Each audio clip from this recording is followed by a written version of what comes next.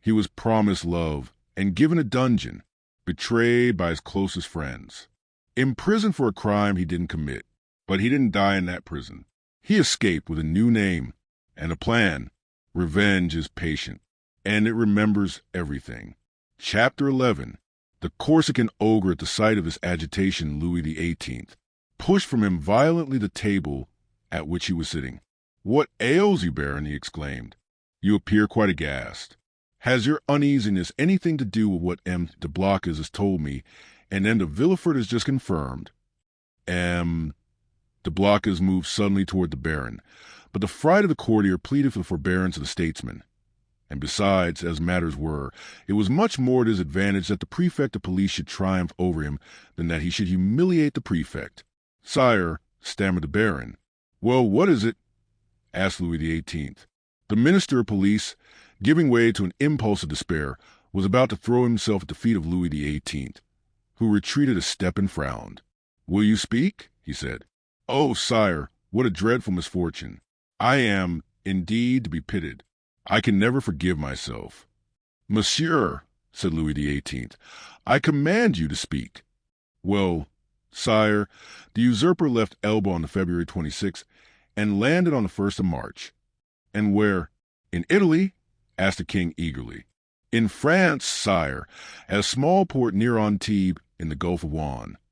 The usurper landed in France near Antibes in the Gulf of Juan, 250 leagues from Paris, on the 1st of March, and you only acquired this information today, the 3rd of March. Well, sir, what you tell me is impossible. You must have received a false report, or you have gone mad. Alas, sire, it is but too true." Louis made a gesture of indescribable anger and alarm, and then drew himself up as if this sudden blow had struck him at the same moment in heart and countenance. "In France!" he cried. "The usurper in France. Then they did not watch over this man. Who knows? They were, perhaps, in league with him." "Oh, sire!" exclaimed the Duc de Blocas. D'André is not a man to be accused of treason. Sire, we have all been blind, and the minister of police has shared the general blindness. That is all." "But," said Villefort, and then suddenly checking himself, he was silent. Then he continued. "Your pardon, sire," he said, bowing. "My zeal carried me away. Will your majesty deign to excuse me?" "Speak, sir, speak boldly," replied Louis. "You alone forewarn us of the evil. Now try and aid us with the remedy." "Sire," said Villefort, "the usurper is detested in the south, and it seems to me that if he ventured into the south, it would be easy to raise Languedoc and Provence against him." "Yes, assuredly," replied the minister, "but he is advancing by Gap and Sisteron." "Advancing? He is advancing," said Louis XVIII. "Is he then advancing on Paris?" The minister of police maintained a silence which was equivalent to a complete avowal. "And Dauphiné, sir?" inquired the king of Villefort. "Do you think it possible to rouse that as well as Provence?" "Sire, I am sorry to tell your majesty a cruel fact, but the feeling in Dauphiné is quite the reverse of that in Provence or Languedoc. The mountaineers are Bonapartists, sire." "Then," murmured Louis, "he was well informed. And how many men had he with him?" "I do not know, sire," answered the minister of police. "What, you do not know? Have you neglected to obtain information on that point? Of course it is of no consequence," he added, with a withering smile. "Sire, it was impossible to learn. The dispatch simply stated the fact of the landing and the route taken by the usurper." "And how did this dispatch reach you?" inquired the king. The minister bowed his head, and while a deep color overspread his cheeks, he stammered out, "By the telegraph, sire." Louis XVIII advanced a step and folded his arms over his chest as Napoleon would have done. 0141M. So then, he exclaimed, turning pale with anger, 7 conjoined and allied armies overthrew that man. A miracle of heaven replaced me on the throne of my fathers after 25 years of exile. I have, during those 25 years, spared no pains to understand the people of France and the interests which were confided to me, and now, when I see the fruition of my wishes almost within reach, the power I hold in my hands bursts and shatters me to atoms." "Sire, it is fatality," murmured the minister, feeling that the pressure of circumstances, however light a thing to destiny, was too much for any human strength to endure. What our enemies say of us is then true. We have learnt nothing, forgotten nothing. If I were betrayed as he was, I would console myself, but to be in the midst of persons elevated by myself to places of honor, who ought to watch over me more carefully than over themselves. For my fortune is theirs. Before me they were nothing, after me they will be nothing, and perish miserably from incapacity, ineptitude. Oh, yes, sir, you are right, it is fatality. The minister quailed before this outburst of sarcasm. De Blocas wiped the moisture from his brow. Villefort smiled within himself, for he felt his increased importance. To fall, continued King Louis, who at the first glance had sounded the abyss on which the monarchy hung suspended, to fall, and learn of that fall by telegraph. Oh, I would rather mount the scaffold, my brother, Louis XVI, than thus descend the staircase of the Tuileries driven away by ridicule.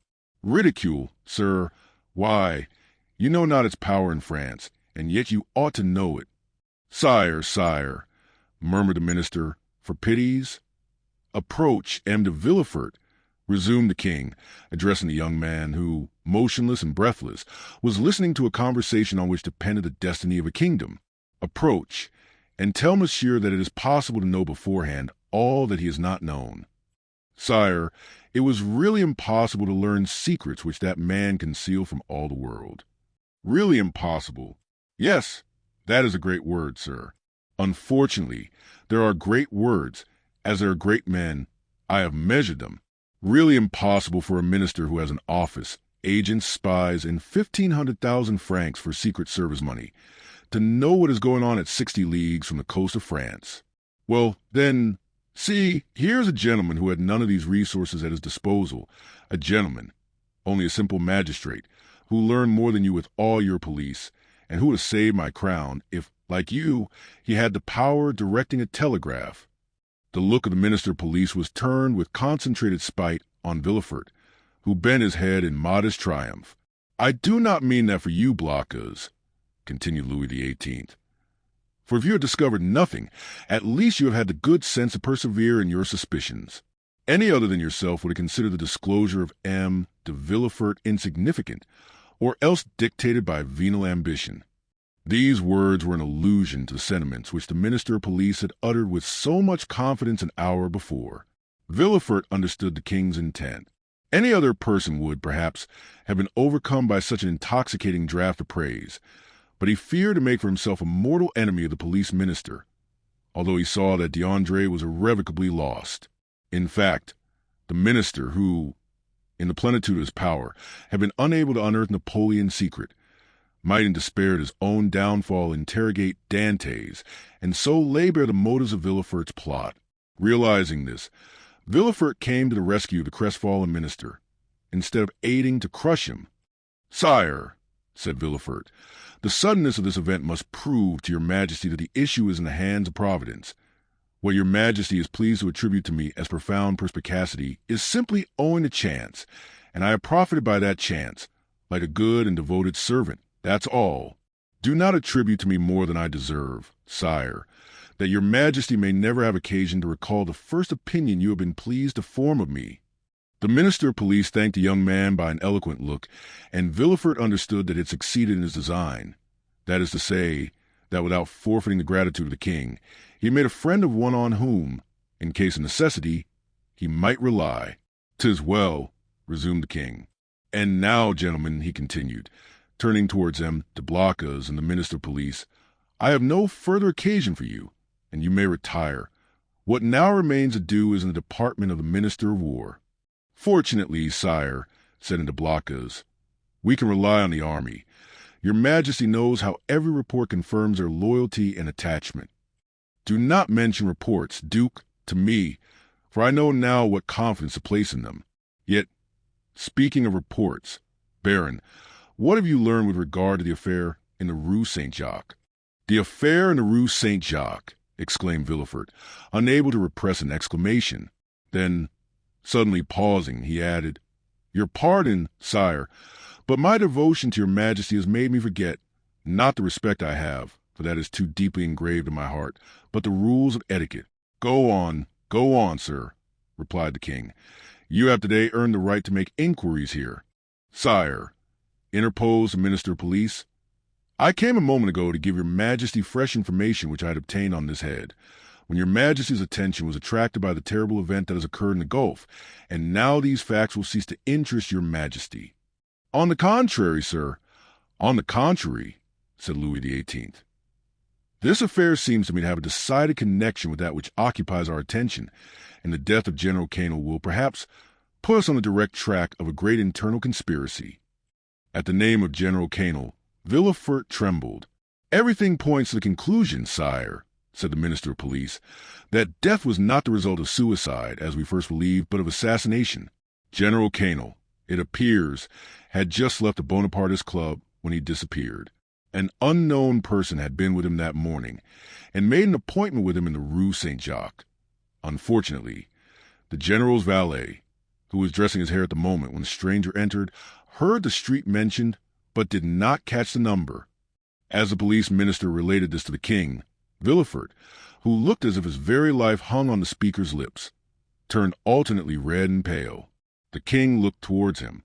Do you not think with me, M. de Villefort, that General Canel, whom they believed attached to the usurper, but who was really entirely devoted to me, has perished a victim of a Bonapartist ambush? It is probable, sire, replied Villefort. But is this all that is known? They are on the track of the man who appointed the meeting with him. On his track? Said Villefort. Yes. The servant has given his description. He is a man from 50 to 52 years of age, dark, with black eyes covered with shaggy eyebrows and a thick mustache. He was dressed in a blue frock coat, buttoned up to the chin, and wore at his buttonhole the rosette of an officer of the Legion of Honor. Yesterday a person exactly corresponding with this description was followed, but he was lost sight of at the corner of the Rue de la Jussienne and the Rue Coq-Heron. Villefort leaned on the back of an armchair, for as the Minister of Police went on speaking, he felt his legs bend under him. But when he learned that the unknown had escaped the vigilance of the agent who followed him, he breathed again. Continue to seek for this man, sir, said the king to the Minister of Police. For if, as I am all but convinced, General Canel, who would have been so useful to us at this moment, has been murdered as assassins, Bonapartists or not, shall be cruelly punished. It required all Villefort's coolness not to betray the terror with which this declaration of the king inspired him. How strange, continued the king, with some asperity. The police think that they have disposed of the whole matter when they say, a murder has been committed, and especially so when they can add, and we are on the track of the guilty persons. Sire, your Majesty will, I trust, be amply satisfied on this point at least. We shall see. I will no longer detain you, M. de Villefort, for you must be fatigued after so long a journey. Go and rest. Of course you stopped at your father's. A feeling of faintness came over Villefort. 0145M, no, sire, he replied. I alighted at the Hotel de Madrid in the Rue de Tournon. But you have seen him? Sire, I went straight to the Duc de Blocas. But you will see him, then? I think not, sire. Ah, I forgot, said Louis, smiling in a manner which proved that all these questions were not made without a motive. I forgot you and M. Noirtier are not on the best terms possible, and that is another sacrifice made to the royal cause, and for which you should be recompensed. Sire, the kindness your Majesty deigns to evince towards me is a recompense which so far surpasses my utmost ambition that I have nothing more to ask for. Never mind, sir, we will not forget you. Make your mind easy. In the meanwhile, the king here detached the cross of the Legion of Honor, which he usually wore over his blue coat, near the cross of St. Louis, above the order of Notre Dame du Mont Carmel and St. Lazare, and gave it to Villefort. In the meanwhile, take this cross.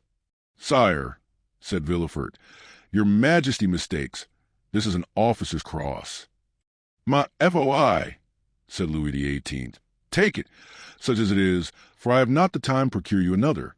Blocas, let it be your care to see that the brevet is made out and sent to end of Villefort. Villefort's eyes were filled with tears of joy and pride. He took the cross and kissed it. And now, he said, may I inquire what the orders with which your Majesty deigns to honor me? Take what rest you require, and remember that if you are not able to serve me here in Paris, you may be of the greatest service to me at Marseilles. "Sire," replied Villefort, bowing, "in an hour I shall have quitted Paris." "Go, sir," said the king. "And should I forget you, kings' memories are short. Do not be afraid to bring yourself to my recollection. Baron, send for the Minister of War. Blockas, remain."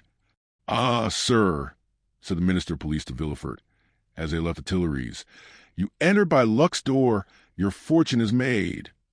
"Will it be long first?" muttered Villefort, saluting the minister, whose career was ended, and looking about him for a hackney coach. One passed at the moment which he hailed. He gave his address to the driver, and springing in, threw himself on the seat and gave loose to dreams of ambition. 10 minutes afterwards Villefort reached his hotel, ordered horses to be ready in 2 hours, and asked to have his breakfast brought to him. He was about to begin his repast when the sound of the bell rang sharp and loud. The valet opened the door, and Villefort heard someone speak his name. 0147M. "Who could know that I was here already?" said the young man. The valet entered. "Well," said Villefort, "what is it? Who rang? Who asked for me?" "A stranger who will not send in his name." "A stranger who will not send in his name. What can he want with me?" "He wishes to speak to you." "To me?" "Yes."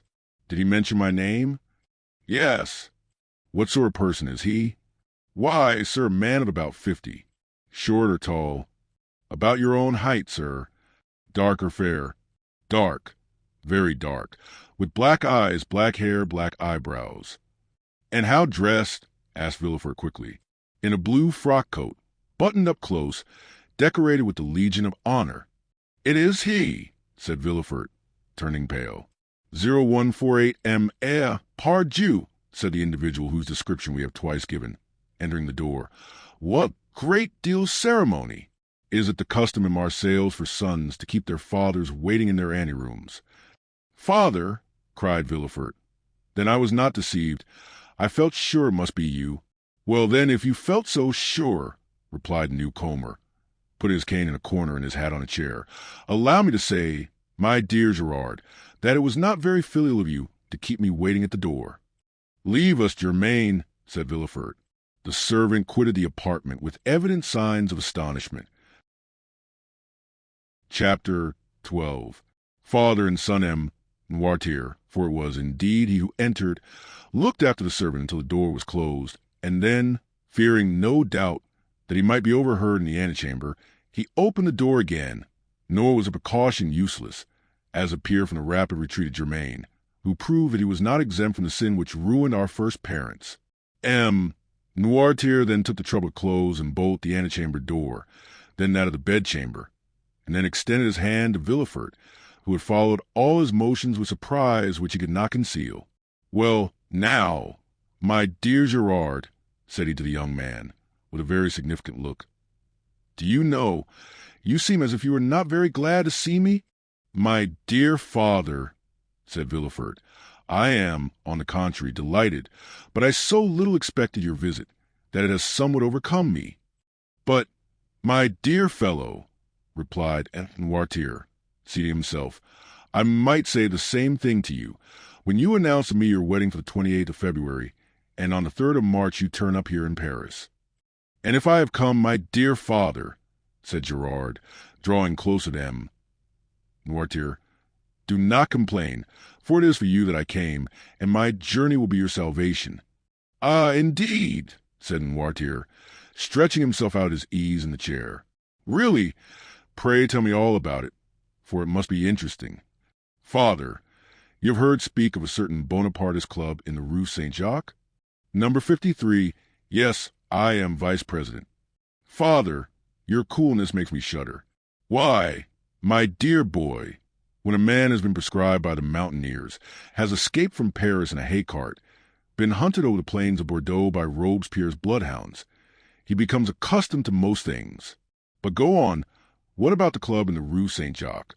"Why, they induced General Canel to go there, and General Canel, who quitted his own house at 9 o'clock in the evening, was found the next day in the Seine." 0151M. And who told you this fine story? "The king himself." "Well, then, in return for your story," continued Noirtier, "I will tell you another." "My dear father, I think I already know what you are about to tell me." Ah, you have heard of the landing of the emperor? Not so loud, father. I entreat of you, for your own sake as well as mine. Yes, I heard this news, and knew it even before you could. For 3 days ago I posted from Marseilles to Paris with all possible speed, half desperate at the enforced delay. 3 days ago? You are crazy. Why? 3 days ago the emperor had not landed. No matter, I was aware of his intention. How did you know about it? By a letter addressed to you from the island of Elba. To me? To you, and which I discovered in the pocketbook of the messenger. Had that letter fallen into the hands of another, you, my dear father, would probably ere this have been shot. Villefort's father laughed. Come, come, said he. Will the Restoration adopt imperial methods so promptly? Shot, my dear boy? What an idea. Where's the letter you speak of? I know you too well to suppose you would allow such a thing to pass you. I burn it, for fear that even a fragment should remain, for that letter must have led to your condemnation, and the destruction of your future prospects, replied Noirtier. Yes, I can easily comprehend that, but I have nothing to fear while I have you to protect me. I do better than that, sir. I save you. You do? Why, really, the thing becomes more and more dramatic. Explain yourself. I must refer again to a club in the Rue Saint-Jacques. It appears that this club is rather a bore to the police. Why didn't they search more vigilantly? They would have found. They have not found, but they're on the track. Yes, that the usual phrase. I am quite familiar with it. When the police is at fault, it declares that it is on the track, and the government patiently awaits the day when it comes to say, with a sneaking air, that the track is lost. Yes, but they have found a corpse. The general has been killed, and in all countries they call that a murder. A murder, do you call it? Why? There is nothing to prove that the general was murdered. People are found every day in the Seine, having thrown themselves in or having been drowned from not knowing how to swim. Father, you know very well that the general was not a man to drown himself in despair, and people do not bathe in the Seine in the month of January. No, no. Do not be deceived. This was murder in every sense of the word. And who thus designated it? The king himself. The king! I thought he was philosopher enough to allow that there was no murder in politics. In politics, my dear fellow, you know, as well as I do, there are no men but ideas, no feelings but interests. In politics we do not kill a man. We only remove an obstacle, that is all. Would you like to know how matters have progressed? Well, I will tell you. It was thought reliance might be placed in General Canel. He was recommended to us from the island of Elba. One of us went to him and invited him to the Rue Saint-Jacques, where he would find some friends. He came there, and the plan was unfolded to him for leaving Elba, the projected landing, etc. When he had heard and comprehended all to the fullest extent, he replied that he was a royalist. Then all looked at each other. He was made to take an oath, and did so, but with such an ill grace that it was really tempting Providence to swear thus, and yet, in spite of that, the general was allowed to depart free, perfectly free. Yet he did not return home. What could that mean? Why, my dear fellow, that on leaving us he lost his way. That's all. A murder? Really, Villefort, you surprise me. You, a deputy procurer, to found an accusation on such bad premises. Did I ever say to you, when you were fulfilling your character as a royalist and cut off the head of one of my party, my son, you have committed a murder? No, I said, very well, sir, you have gained the victory. Tomorrow, perchance, it will be our turn. But, father, take care. When our turn comes, our revenge will be sweeping. I do not understand you. You rely on the usurper's return? We do. You are mistaken. He will not advance 2 leagues into the interior of France without being followed, tracked, and caught like a wild beast. My dear fellow, the emperor is at this moment on the way to Grenoble. On the 10th or 12th he will be at Lyons, and on the 20th or 25th at Paris. The people will rise. Yes, to go and meet him. He has but a handful of men with him, and armies will be dispatched against him. Yes, to escort him into the capital. Really, my dear Gerard, you are but a child. You think yourself well informed because the telegraph has told you, 3 days after the landing. The usurper has landed at Cannes with several men. He is pursued. But where is he? What is he doing? You do not know at all, and in this way they will chase him to Paris, without drawing a trigger. Grenoble and Lyons are faithful cities, and will oppose to him an impassable barrier. Grenoble will open her gates to him with enthusiasm. All Lyons will hasten to welcome him. Believe me, we are as well informed as you, and our police are as good as your own. Would you like a proof of it? Well, you wish to conceal your journey from me, and yet I knew of your arrival half an hour after you had passed the barrier. You gave your direction to no one but your postilion. Yet I have your address, and in proof I am here the very instant you are going to sit at table. Ring, then, if you please, for a second knife, fork, and plate, and we will dine together. Indeed, replied Villefort, looking at his father with astonishment. You really do seem very well informed. The thing is simple enough. You who are in power have only the means that money produces. We who are in expectation have those which devotion prompts.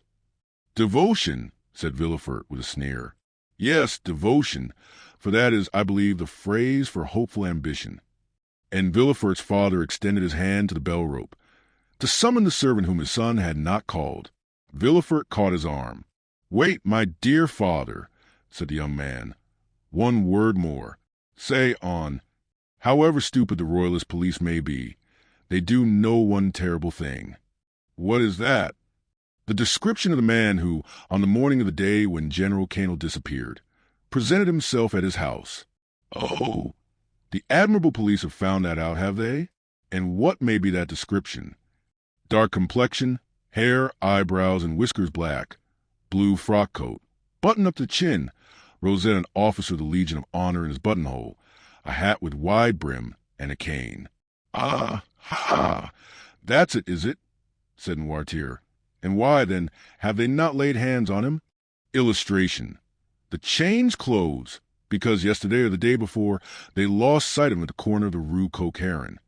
Didn't I say that your police were good for nothing? Yes, but they may catch him yet. True, said Noirtier, looking carelessly around him. True, if this person were not on his guard, as he is, and he added with a smile, he will consequently make a few changes in his personal appearance. At these words he rose, and put off his frock coat and cravat, went toward the table on which lay his son's toilet articles, lathered his face, took a razor, and with a firm hand, cut off the compromising whiskers. Villefort watched him with alarm not devoid of admiration.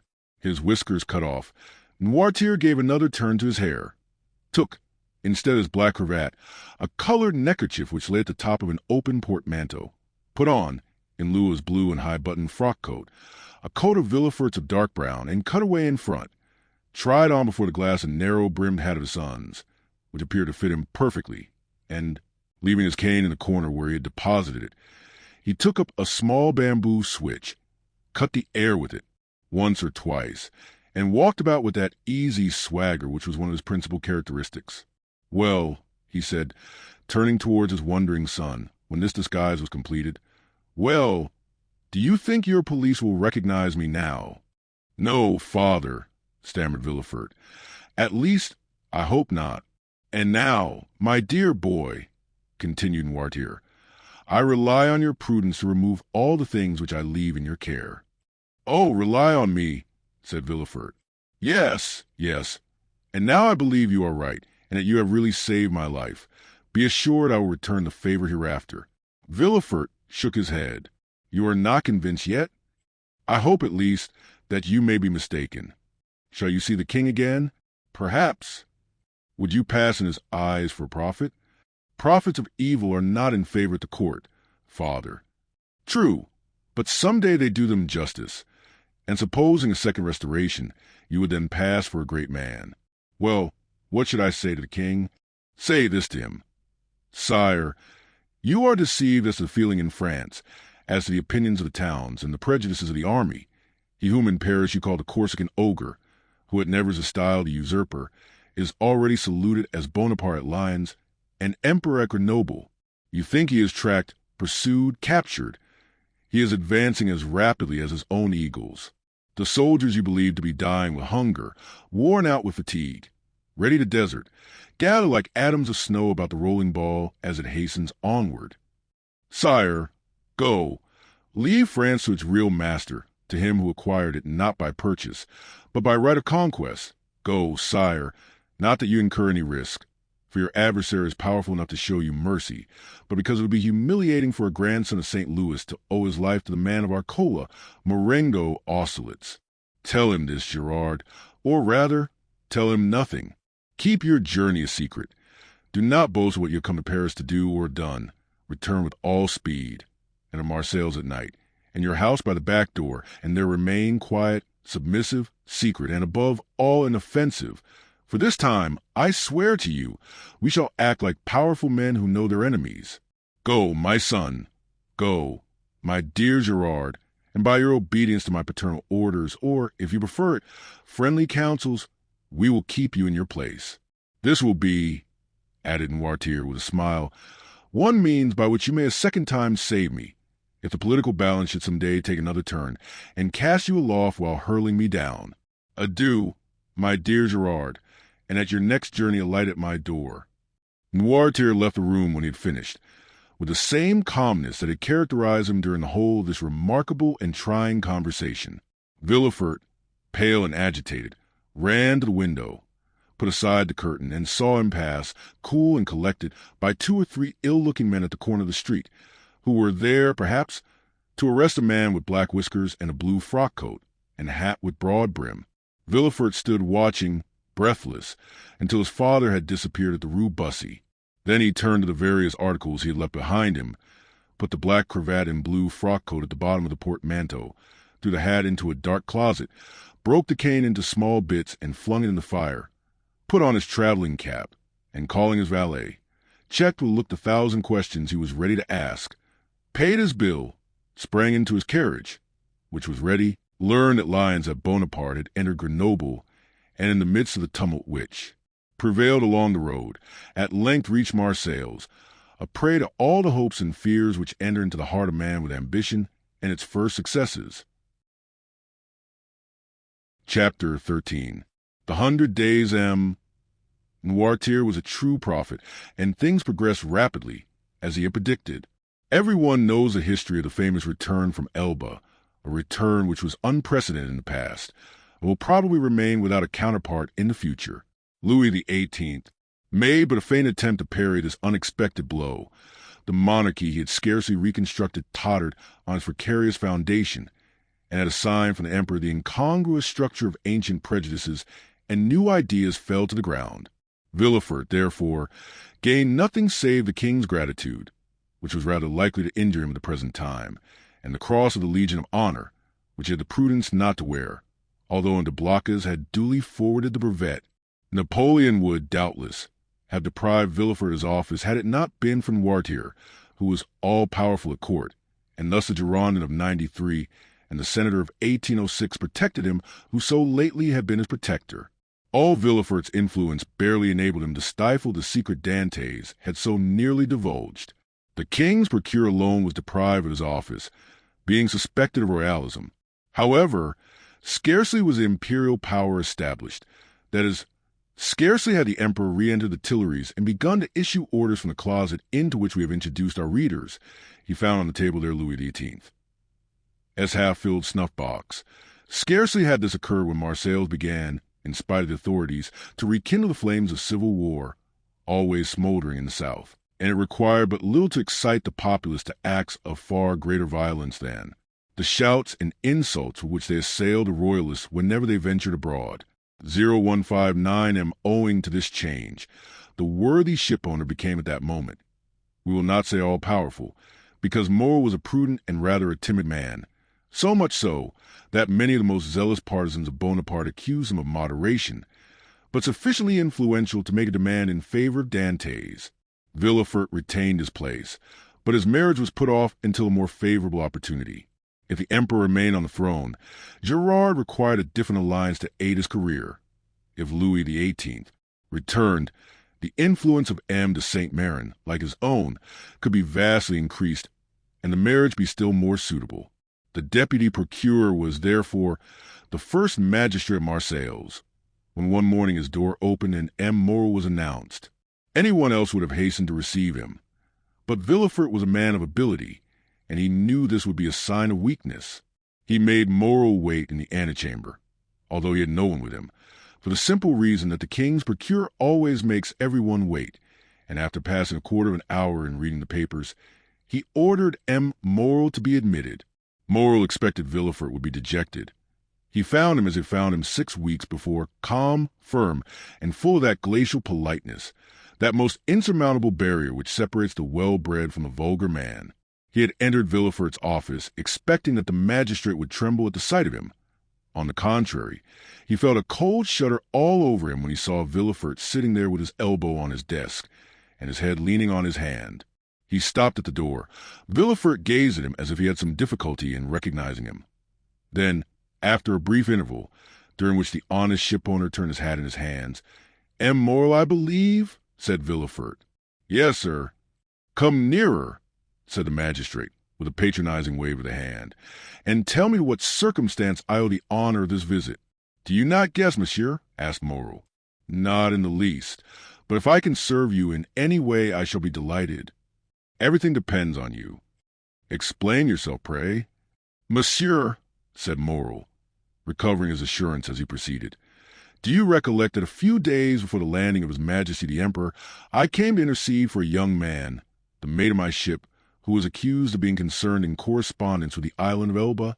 What was the other day a crime is today a title to favor. You then served Louis XVIII, and you did not show any favor. It was your duty. Today you serve Napoleon, and you ought to protect him. It is equally your duty. I come, therefore, to ask what has become of him." 0161M Villefort, by a strong effort, sought to control himself. "What is his name?" said he. "Tell me his name." "Edmond Dantès." Villefort would probably have rather stood opposite the muzzle of a pistol at 25 paces than have heard this name spoken. But he did not blanch. "Dantès," repeated he. "Edmond Dantès." "Yes, monsieur." Villefort opened a large register, then went to a table. From the table turned his registers, and then, turning to Morel, "Are you quite sure you are not mistaken, monsieur?" said he, in the most natural tone in the world. Had Morel been a more quick-sighted man or better versed in these matters, he would have been surprised at the king's procure answering him on such a subject, instead of referring him to the governors of the prison or the prefect of the department. But Morel, disappointed in his expectations of exciting fear, was conscious only of the other's condescension. Villefort had calculated rightly. "No," said Morel, "I am not mistaken. I have known him for 10 years, the last 4 which he was in my service. Do not you recollect? I came about 6 weeks ago to plead for clemency, as I come today to plead for justice. You received me very coldly." "Oh!" "The Royalists were very severe with the Bonapartists in those days." "Monsieur," returned Villefort, "I was in a Royalist, because I believe the Bourbons not only the heirs to the throne, but the chosen of the nation. The miraculous return of Napoleon has conquered me. The legitimate monarch is he who is loved by his people." "That's right," cried Morel. "I like to hear you speak thus, and I augur well for Edmond from it." "Wait a moment," said Villefort, turning over the leaves of a register. "I have it, a sailor who was about to marry a young Catalan girl. I recollect now. It was a very serious charge." "How so?" "You know that when he left here, he was taken to the Palais de Justice. Well, I made my report to the authorities at Paris, and a week after he was carried off." "Carried off," said Morel. "What can they have done with him?" "Oh, he has been taken to Fenestrelles, to Pignerol, or to the St. Marguerite Islands. Some fine morning he will return to take command of your vessel. Come when he will, it shall be kept for him. But how is it he has not already returned? It seems to me the first care of government should be to set at liberty those who have suffered for their adherence to it." "Do not be too hasty, M. Morel," replied Villefort. "The order of imprisonment came from high authority, and the order for his liberation must proceed from the same source. And, as Napoleon has scarcely been reinstated a fortnight, the letters have not yet been forwarded." "But," said Morel, "is there no way of expediting all the formalities, of releasing him from arrest?" "There has been no arrest." "How?" It is sometimes essential to government to cause a man's disappearance without leaving any traces, so that no written forms or documents may defeat their wishes. It might be so under the Bourbons, but at present it has always been so, my dear Morrel, since the reign of Louis XIV. The emperor is more strict in prison discipline than even Louis himself, and the number of prisoners whose names are not on the register is incalculable. Had Morrel even any suspicions, so much kindness would have dispelled them. Well, M. de Villefort, how would you advise me to act? Asked he. Petition the minister. Oh, I know what that is. The minister receives 200 petitions every day, and does not read 3. That is true, but he will read a petition countersigned and presented by me. And will you undertake to deliver it? With the greatest pleasure. Dantès was then guilty, and now he is innocent, and it is as much my duty to free him as it was to condemn him. Villefort thus forestalled any danger of an inquiry, which, however improbable it might be, if it did take place would leave him defenseless. But how shall I address the minister? Sit down there, said Villefort, giving up his place to Morrel, and write what I dictate. Will you be so good? Certainly, but lose no time. We have lost too much already. That is true. Only think what the poor fellow may even now be suffering. Villefort shuddered at the suggestion, but he had gone too far to draw back. Dantès must be crushed to gratify Villefort's ambition. Villefort dictated a petition, in which, from an excellent intention, no doubt, Dantès' patriotic services were exaggerated, and he was made out one of the most active agents in Napoleon's return. It was evident that at the sight of this document the minister would instantly release him. The petition finished, Villefort read it aloud. That will do, said he. Leave the rest to me. Will the petition go soon? Today. Countersigned by you? The best thing I can do will be to certify the truth of the contents of your petition. And, sitting down, Villefort wrote the certificate at the bottom. What more is to be done? I will do whatever is necessary. This assurance delighted Morrel, who took leave of Villefort, and hastened to announce to old Dantès that he would soon see his son. As for Villefort, instead of sending to Paris, he carefully preserved the petition that so fearfully compromised Dantès, in the hopes of an event that seemed not unlikely, that is, a second restoration. Dantès remained a prisoner, and heard not the noise of the fall of Louis XVIII. Throne was a still more tragic destruction of the empire. Twice during the 100 days had Morrel renewed his demand, and twice had Villefort soothed him with promises. At last there was Waterloo, and Morrel came no more. He had done all that was in his power, and any fresh attempt would only compromise himself uselessly. Louis XVIII remounted the throne.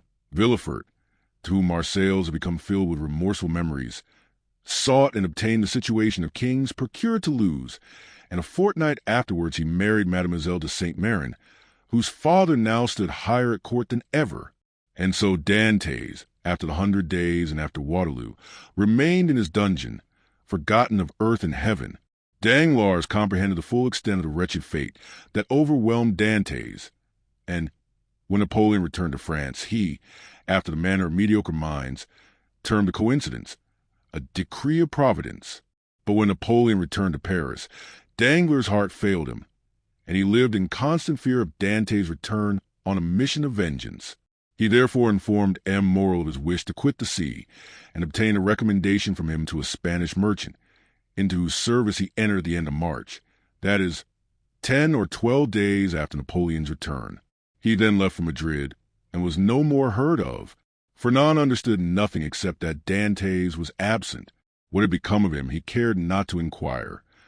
Only, during the respite the absence of his rival afforded him, he reflected, partly on the means of deceiving Mercédès as to the cause of his absence, partly on plans of emigration and abduction, as from time to time he sat sad and motionless on the summit of Cape Pharo, at the spot from whence Marseilles and the Catalans are visible, watching for the apparition of a young and handsome man, who was for him also the messenger of vengeance. Fernand's mind was made up. He would shoot Dantès and then kill himself. But Fernand was mistaken. A man of his disposition never kills himself, for he constantly hopes. During this time the Empire made its last conscription, and every man in France capable of bearing arms rushed to obey the summons of the Emperor. Fernand departed with the rest, bearing with him the terrible thought that while he was away, his rival would perhaps return and marry Mercedes. Had Fernand really meant to kill himself, he would have done so when he parted from Mercedes. His devotion and the compassion he showed for her misfortunes produced the effect they always produce on noble minds. Mercedes had always a sincere regard for Fernand, and this was now strengthened by gratitude. "My brother," said she, as she placed his knapsack on his shoulders, "be careful of yourself, for if you are killed, I shall be alone in the world." These words carried a ray of hope into Fernand's heart.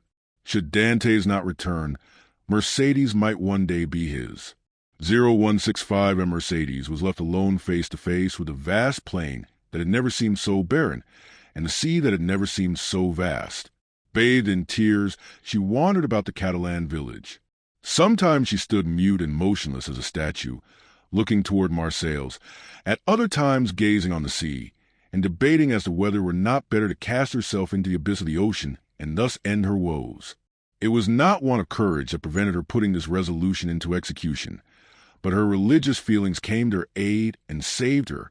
Cadaris was, like Fernand, enrolled in the army, but, being married and 8 years older, he was merely sent to the frontier. Old Dantès, who was only sustained by hope, lost all hope at Napoleon's downfall. 5 months after he had been separated from his son, and almost at the hour of his arrest, he breathed his last in Mercedes' arms. Moreau paid the expenses of his funeral, and a few small debts the poor old man had contracted. There was more than benevolence in his action. There was courage. The South was aflame, and to assist, even on his deathbed, the father of so dangerous a Bonapartist as Dantès was stigmatized as a crime. Chapter 14. The two prisoners' ire after Louis XVIII's restoration. A visit was made by the Inspector General of Prisons. Dantès in his cell heard the noise of preparation, sounds that at the depth where he lay would have been inaudible to any but the ear of a prisoner, who could hear the splash of the drop of water that every hour fell from the roof of his dungeon. He guessed something uncommon was passing among the living, but he had so long ceased to have any intercourse with the world that he looked upon himself as dead. The inspector visited, one after another, the cells and dungeons of several of the prisoners, whose good behavior or stupidity recommended them to the clemency of the government. He inquired how they were fed, and if they had any request to make. The universal response was that the fare was detestable and that they wanted to be set free. The inspector asked if they had anything else to ask for. They shook their heads. What could they desire beyond their liberty? The inspector turned smilingly to the governor. "I do not know what reason government can assign for these useless visits. When you see one prisoner, you see always the same thing, ill-fed and innocent. Are there any others?" "Yes, the dangerous and mad prisoners are in the dungeons." "Let us visit them," said the inspector with an air of fatigue. "We must play the farce to the end. Let us see the dungeons." "Let us first send for 2 soldiers," said the governor. "The prisoners sometimes, through mere uneasiness of life, and in order to be sentenced to death, commit acts of useless violence, and you might fall a victim." "Take all needful precautions," replied the inspector. 2 soldiers were accordingly sent for, and the inspector descended a stairway, so foul, so humid, so dark, as to be loathsome to sight, smell, and respiration. "Oh!" cried the inspector, "who can live here? A most dangerous conspirator, a man we are ordered to keep the most strict watch over, as he is daring and resolute." "He is alone?" "Certainly." "How long has he been there?" "Nearly a year." "Was he placed here when he first arrived?" "No, not until he attempted to kill the turnkey, who took his food to him." "To kill the turnkey?" "Yes, the very one who is lighting us." "Is it not true, Antoine?" asked the governor. "True enough. He wanted to kill me," returned the turnkey. "He must be mad," said the inspector. "He is worse than that. He is a devil," returned the turnkey. "Shall I complain of him?" demanded the inspector. "Oh, no, it is useless. Besides, he is almost mad now, and in another year he will be quite so. So much the better for him. He will suffer less," said the inspector. He was, as this remark shows, a man full of philanthropy, and in every way fit for his office. "You are right, sir," replied the governor. "And this remark proves that you have deeply considered the subject. Now we have in a dungeon about 20 feet distant, and to which you descend by another stair, an old abbé, formerly leader of a party in Italy, who has been here since 1811, and in 1813 he went mad, and the change is astonishing. He used to weep, he now laughs. He grew thin, he now grows fat. You had better see him, for his madness is amusing." "I will see them both," returned the inspector. "I must conscientiously perform my duty." This was the inspector's first visit. He wished to display his authority. "Let us visit this one first," added he. "By all means," replied the governor, and he signed to the turnkey to open the door. At the sound of the key turning in the lock and the creaking of the hinges, Dantès, who was crouched in the corner of the dungeon, when he could see the ray of light that came through a narrow iron grating above, raised his head. Seeing a stranger, escorted by 2 turnkeys holding torches and accompanied by 2 soldiers, and whom the governor spoke bareheaded, Dantès, who guessed the truth, and at the moment to address himself to the superior authorities was come, sprang forward with clasped hands. The soldiers interposed their bayonets, for they thought that he was about to attack the inspector, and the latter recoiled 2 or 3 steps. Dantès saw that he was looked upon as dangerous. Then, infusing all the humility he possessed into his eyes and voice, he addressed the inspector and sought to inspire him with pity. The inspector listened attentively, then turned to the governor, observed, "He will become religious. He is already more gentle. He is afraid," and retreated before the bayonets. Madmen are not afraid of anything. I made some curious observations on this at Charenton. Then turned to the prisoner. "What is it you want?" said he.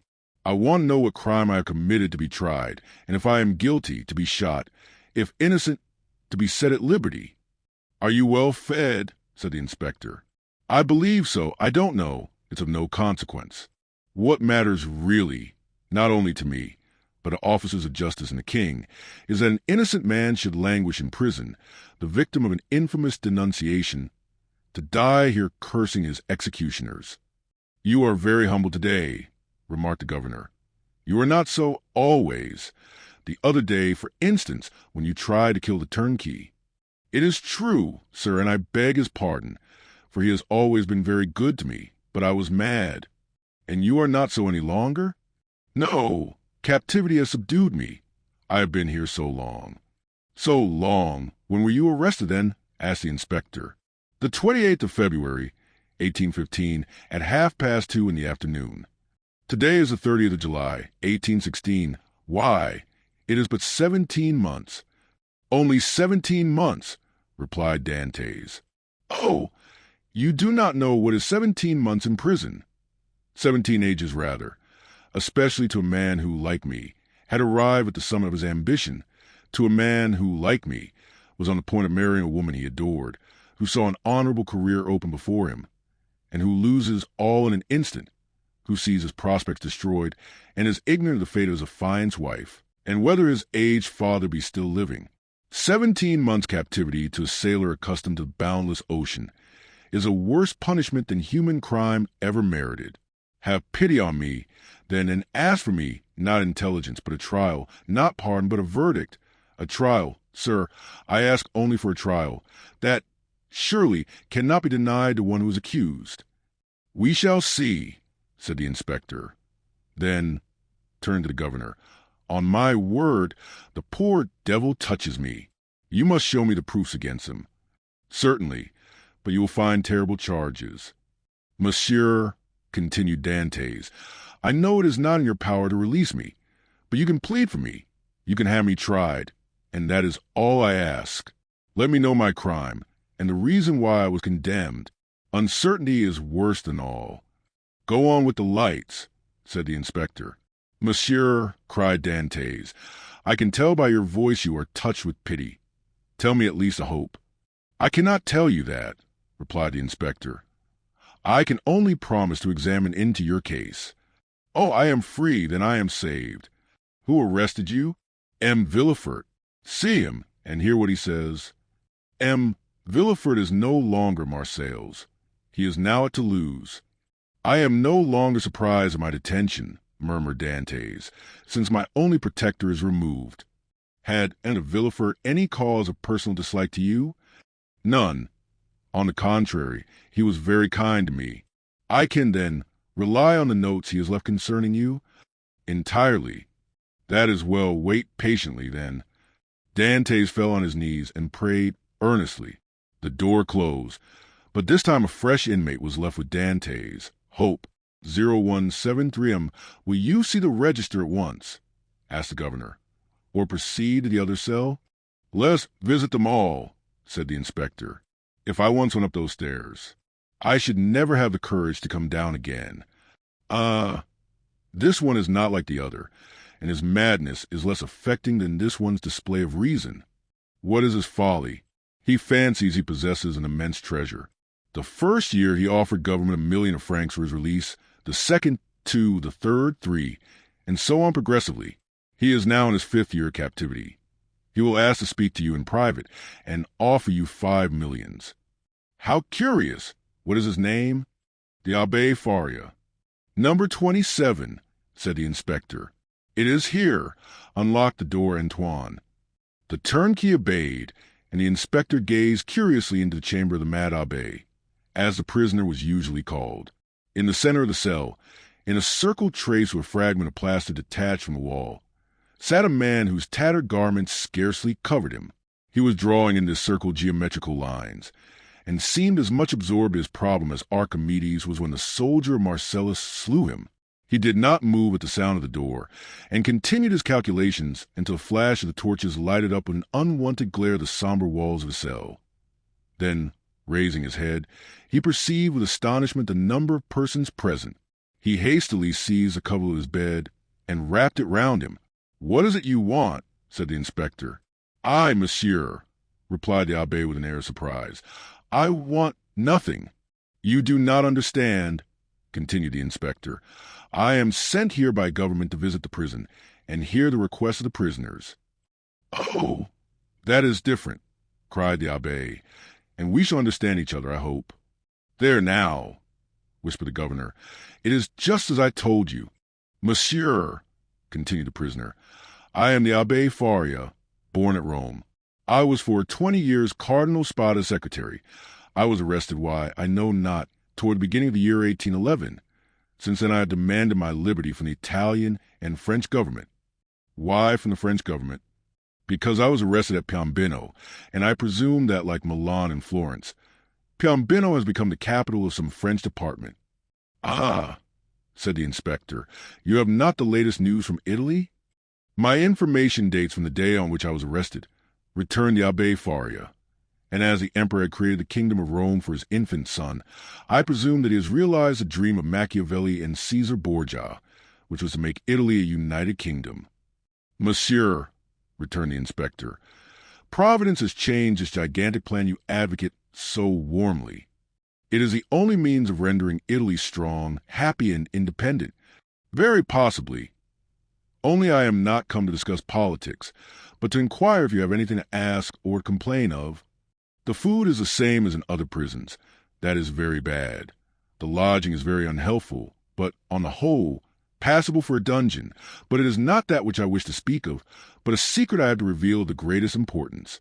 "We are coming to the point," whispered the governor. "It is for that reason I am delighted to see you," continued the abbé, "although you have disturbed me in a most important calculation, which, if it succeeded, would possibly change Newton's system. Could you allow me a few words in private?" "What did I tell you?" said the governor. "You knew him," returned the inspector with a smile. "What you ask is impossible, monsieur," continued he, addressing Faria, 0175M, "but," said the abbé, "I would speak to you of a large sum, amounting to 5 millions. "The very sum you named," whispered the inspector in his turn.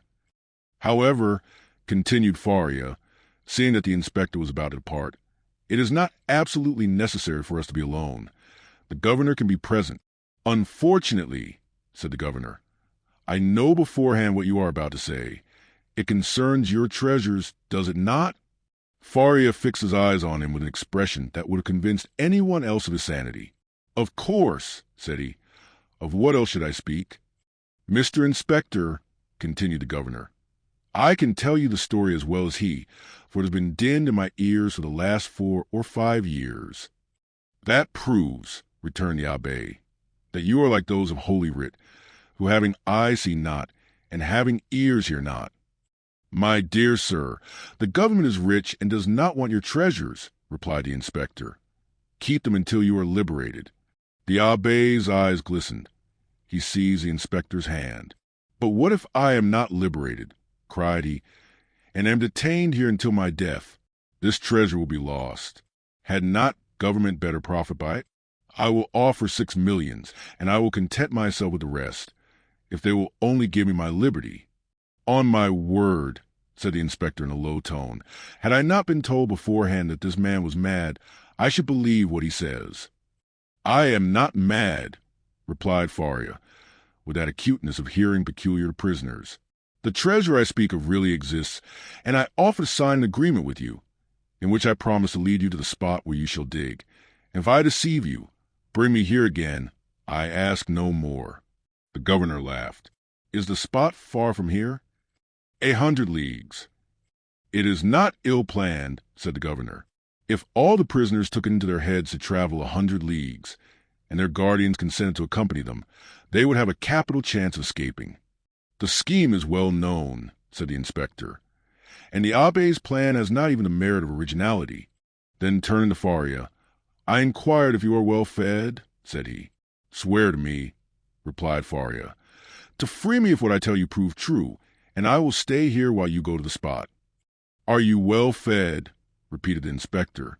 Monsieur, you run no risk, for as I told you, I will stay here, so there is no chance of my escaping. You do not reply to my question, replied the inspector impatiently. Nor you to mine, cried the abbé. You will not accept my gold. I will keep it for myself. You refuse me my liberty. God will give it me. And the abbé, casting away his coverlet, resumed his place and continued his calculations. 0177M. What is he doing there? Said the inspector. Counting his treasures, replied the governor. Faria replied to this sarcasm with a glance of profound contempt. They went out. The turnkey closed the door behind them. He was wealthy once, perhaps, said the inspector, or dreamed he was and awoke mad. After all, said the inspector, if he had been rich, he would not have been here. So the matter ended for the Abbé Faria. He remained in his cell, and this visit only increased the belief in his insanity. Caligula or Nero, those treasure seekers, those desirers of the impossible, would have accorded to the poor wretch, in exchange for his wealth, the liberty he so earnestly prayed for. But the kings of modern times, restrained by the limits of mere probability, have neither courage nor desire. They fear the ear that hears their orders and the eye that scrutinizes their actions. Formerly they believed themselves sprung from Jupiter and shielded by their birth, but nowadays they are not inviolable. It has always been against the policy of despotic governments to suffer the victims of their persecutions to reappear. As the Inquisition rarely allowed its victims to be seen with their limbs distorted and their flesh lacerated by torture, so madness is always concealed in its cell, from whence, should it depart, it is conveyed to some gloomy hospital, where the doctor has no thought for man or mind in the mutilated being the jailer delivers to him. The very madness of the Abbé Faria, gone mad in prison, condemned in perpetual captivity. Illustration. Examining the register. The inspector kept his word with Dantès. He examined the register and found the following note concerning him. Edmond Dantès, violent Bonapartist, took an active part in the return from Elba. The greatest watchfulness and care to be exercised. This note was in a different hand from the rest, which showed that it had been added since his confinement. The inspector could not contend against this accusation. He simply wrote, "Nothing to be done." This visit had infused new vigor into Dantès. He had, till then, forgotten the date. But now, with a fragment plaster, he wrote the date, July 30th, 1816, and made a mark every day in order not to lose his reckoning again. Days and weeks passed away, then months. Dantès still waited. He at first expected to be freed in a fortnight. This fortnight expired. He decided that the inspector would do nothing until his return to Paris, and that he would not reach there until his circuit was finished. He therefore fixed 3 months. 3 months pass away, then 6 more. Finally, 10 months and a half had gone by and no favorable change had taken place, and Dantès began to fancy the inspector's visit but a dream, an illusion of the brain. At the expiration of a year, the governor was transferred. He had obtained charge of the fortress at Ham.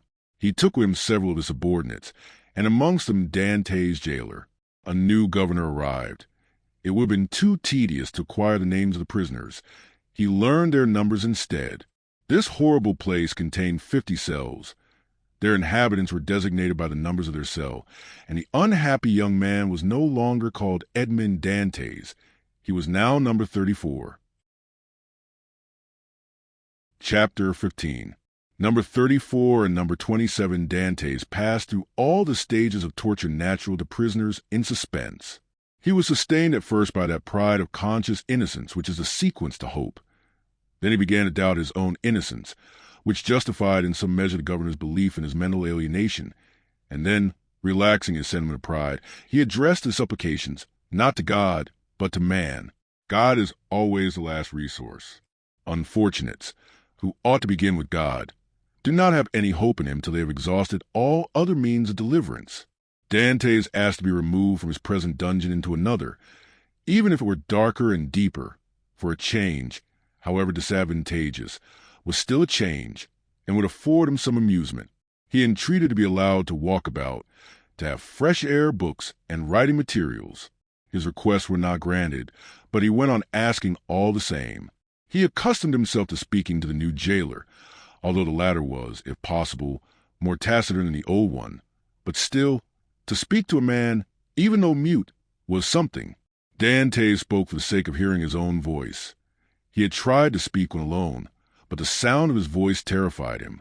Often, before his captivity, Dantès' mind had revolted at the idea of assemblages of prisoners, made up of thieves, vagabonds, and murderers. He now wished to be amongst them, in order to see some other face besides that of his jailer. He sighed for the galleys, with the infamous costume, the chain, and the brand on the shoulder. The galley slaves breathed the fresh air of heaven and saw each other. They were very happy. He besought the jailer one day to let him have a companion. Were it even the mad abbé, the jailer, though rough and hardened by the constant sight of so much suffering, was yet a man. At the bottom of his heart he had often had a feeling of pity for this unhappy young man who suffered so, and he laid the request of number 34 before the governor. But the latter sapiently imagined that Dantès wished to conspire or attempt an escape, and refused his request. Dantès had exhausted all human resources, and he then turned to God. All the pious ideas that had been so long forgotten returned. He recollected the prayers his mother had taught him, and discovered a new meaning in every word. For in prosperity prayers seem but a mere medley of words, until misfortune comes, and the unhappy sufferer first understands the meaning of the sublime language in which he invokes the pity of heaven. He prayed, and prayed aloud, no longer terrified at the sound of his own voice, for he fell into a sort of ecstasy. He laid every action of his life before the Almighty, proposed tasks to accomplish. At the end of every prayer introduced the entreaty oftener addressed to man than to God. Forgive us our trespasses, as we forgive them that trespass against us. Yet in spite of his earnest prayers, Dantès remained a prisoner. Then gloom settled heavily upon him. Dantès was a man of great simplicity of thought and without education. He could not, therefore, in the solitude of his dungeon, traverse in mental vision the history of the ages, bring to life the nations that had perished, and rebuild the ancient cities so vast and stupendous in the light of the imagination, and that passed before the eye glowing with celestial colors in Martin's Babylonian pictures. He could not do this, he whose past life was so short, whose present so melancholy, and his future so doubtful. 19 years of light to reflect upon an eternal darkness. No distraction could come to his aid. His energetic spirit, that would have exalted in thus revisiting the past, was imprisoned like an eagle in a cage. He clung to one idea, that of his happiness, destroyed without apparent cause by an unheard of fatality. He considered and reconsidered this idea, devoured it, so to speak, as the implacable Golino devours the skull of Archbishop Roger in the Inferno of Dante. Rage supplanted religious fervor. Dantès uttered blasphemies that made his jailer recoil with horror, dashed himself furiously against the walls of his prison, wreaked his anger upon everything, and chiefly upon himself, so that the least thing, a grain of sand, a straw, or a breath of air that annoyed him, led to paroxysms of fury. Then the letter that Villefort had showed him recurred to his mind, and every line gleamed forth in fiery letters on the wall, like the mean Tekel up Harson of Belshazzar. He told himself that it was the enmity of man and not the vengeance of heaven that had thus plunged him into the deepest misery. He consigned his unknown persecutors to the most horrible tortures he could imagine, and found them all insufficient, because after torture came death, and after death, if not repose, at least a boon of unconsciousness. By dint of constantly dwelling on the idea that tranquility was death, and if punishment were the end in view other tortures and death must be invented, he began to reflect on suicide. Unhappy he, who, on the brink of misfortune, broods over ideas like these. Before him is a dead sea that stretches in azure calm before the eye. But he who unwarily ventures within its embrace finds himself struggling with a monster that would drag him down to perdition. Once thus ensnared, unless a protecting hand of God snatch him thence, all is over, and his struggles but tend to hasten his destruction. This state of mental anguish is, however, less terrible than the sufferings that precede or the punishment that possibly will follow. There is a sort of consolation at the contemplation of the yawning abyss, at the bottom of which lie darkness and obscurity. Edmond found some solace in these ideas. All his sorrows, all his sufferings, with their train of gloomy specters, fled from his cell when the angel of death seemed about to enter. Dantès reviewed his past life with composure, and, looking forward with terror to his future existence, chose that middle line that seemed to afford him a refuge. Sometimes, said he, in my voyages, when I was a man and commanded other men, I have seen the heavens overcast, the sea rage and foam, the storm arise, and, like a monstrous bird, beating the two horizons with its wings. Then I felt that my vessel was a vain refuge, that trembled and shook before the tempest. Soon the fury of the waves and the sight of the sharp rocks announced the approach of death, and death then terrified me, and I used all my skill and intelligence as a man and a sailor to struggle against the wrath of God.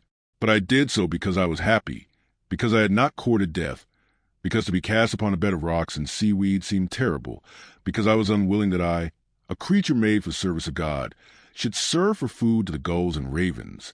But now it is different. I have lost all that bound me to life. Death smiles and invites him to repose. I die after my own manner. I die exhausted and broken-spirited, as I fall asleep when I have paced 3,000 times round my cell. That is 30,000 steps, or about 10 leagues. No sooner had this idea taken possession of him than he became more composed, arranged his couch to the best of his power, ate little and slept less, and found existence almost supportable, because he felt that he could throw it off at pleasure, like a worn-out garment. Two methods of self-destruction were at his disposal. He could hang himself with his handkerchief to the window bars, or refuse food and die of starvation, but the first was repugnant to him. Dantès had always entertained the greatest horror of pirates, who are hung up to the yardarm. He would not die by what seemed an infamous death. He resolved to adopt the second, and began that day to carry out his resolve. 0185 nearly 4 years had passed away. At the end of the second, he had ceased to mark the lapse of time. Dantès said, I wish to die, and had chosen the manner of his death, and fearful of changing his mind, he had taken an oath to die. When my morning and evening meals are brought, thought he, I will cast them out of the window, and they will think that I have eaten them. He kept his word. Twice a day he cast out, through the barred aperture, the provisions his jailer brought him, at first gaily, then with deliberation, and at last with regret. Nothing but the recollection of his oath gave him strength to proceed. Hunger made viands once repugnant, now acceptable. He held the plate in his hand for an hour at a time, and gazed thoughtfully at the morsel of bad meat, of tainted fish, of black and moldy bread. It was a last yearning for life, contending with the resolution of despair. Then his dungeon seemed less somber, his prospects less desperate. He was still young. He was only 4 or 25. He had nearly 50 years to live. What unforeseen events might not open his prison door and restore him to liberty? Then he raised to his lips the repast that, like a voluntary Tantalus, he refused himself, but he thought of his oath, and he would not break it. He persisted until, at last, he had not sufficient strength to rise and cast his supper out of the loophole. The next morning he could not see or hear. The jailer feared he was dangerously ill. Edmond hoped he was dying. Thus the day passed away. Edmond felt a sort of stupor creeping over him, which brought with it a feeling almost of content. The gnawing pain in his stomach had ceased. His thirst had abated. When he closed his eyes, he saw myriads of lights dancing before them like the will-o'-the-wisps that play about the marshes. It was the twilight of that mysterious country called death. Suddenly, about 9 o'clock in the evening, Edmond heard a hollow sound in the wall against which he was lying. So many loathsome animals inhabited the prison that their noise did not, in general, awake him. But whether abstinence had quickened his faculties, or whether the noise was really louder than usual, Edmond raised his head and listened. It was a continual scratching, as if made by a huge claw, a powerful tooth, or some iron instrument attacking the stones. Although weakened, the young man's brain instantly responded to the idea that haunts all prisoners, liberty. It seemed to him that heaven had at length taken pity on him, and had sent this noise to warn him on the very brink of the abyss. Perhaps one of those beloved ones he had so often thought was thinking of him, and striving to diminish the distance that separated them. No, no. Doubtless he was deceived, and it was but one of those dreams that forerun death. Edmond still heard the sound. It lasted nearly 3 hours. He then heard a noise of something falling, and all was silent. Some hours afterwards it began again, nearer and more distinct. Edmond was intensely interested. Suddenly the jailer entered. For a week since he resolved to die, and during the 4 days that he had been carrying out his purpose, Edmond had not spoken to the attendant, had not answered when he inquired what was the matter with him, and turned his face to the wall when he looked too curiously at him. But now the jailer might hear the noise and put an end to it, and so destroy a ray of something like hope that soothed his last moments. The jailer brought him his breakfast. Dantès raised himself up and began to talk about everything, about the bad quality of the food, about the coldness of his dungeon, grumbling and complaining, in order to have an excuse for speaking louder, and wearying the patience of his jailer, who out of kindness of heart had brought broth and white bread for his prisoner. Fortunately, he fancied that Dantès was delirious, and placing the food on a rickety table, he withdrew.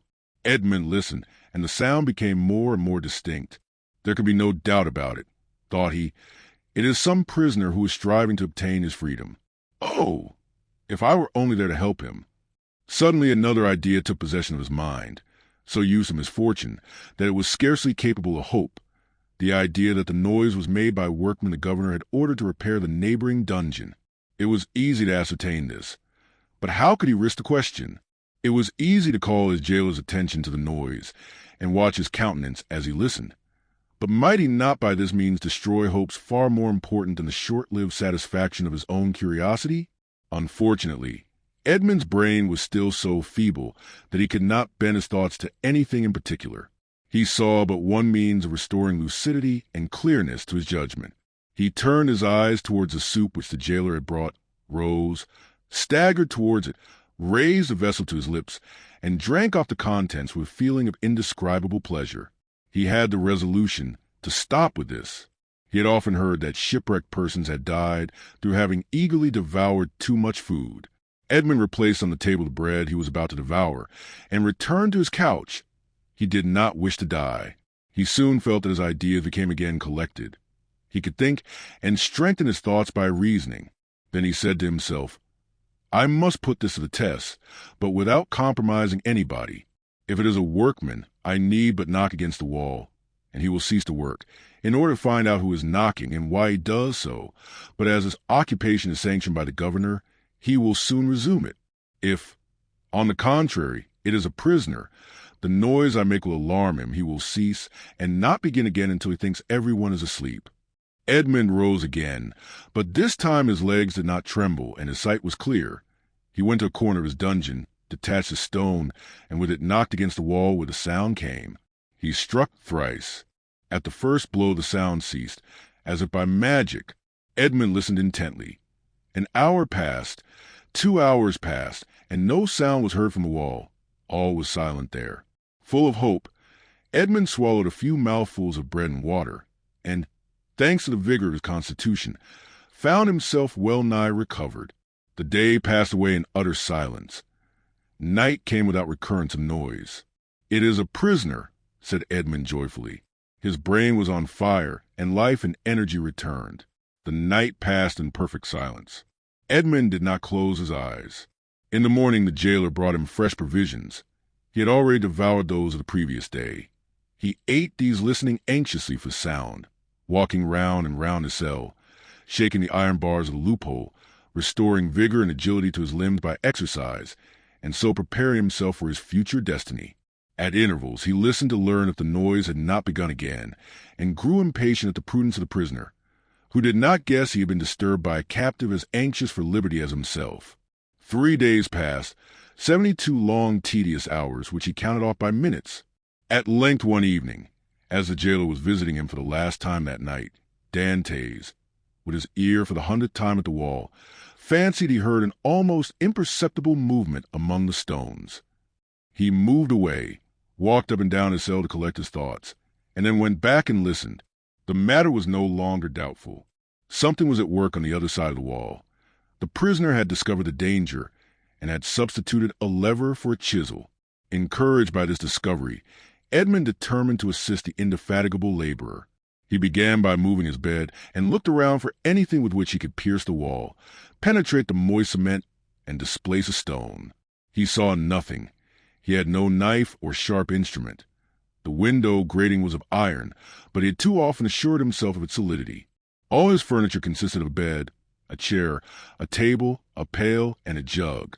The bed had iron clamps, but they were screwed to the wood, and it would have required a screwdriver to take them off. The table and chair had nothing. The pail had once possessed a handle, but that had been removed.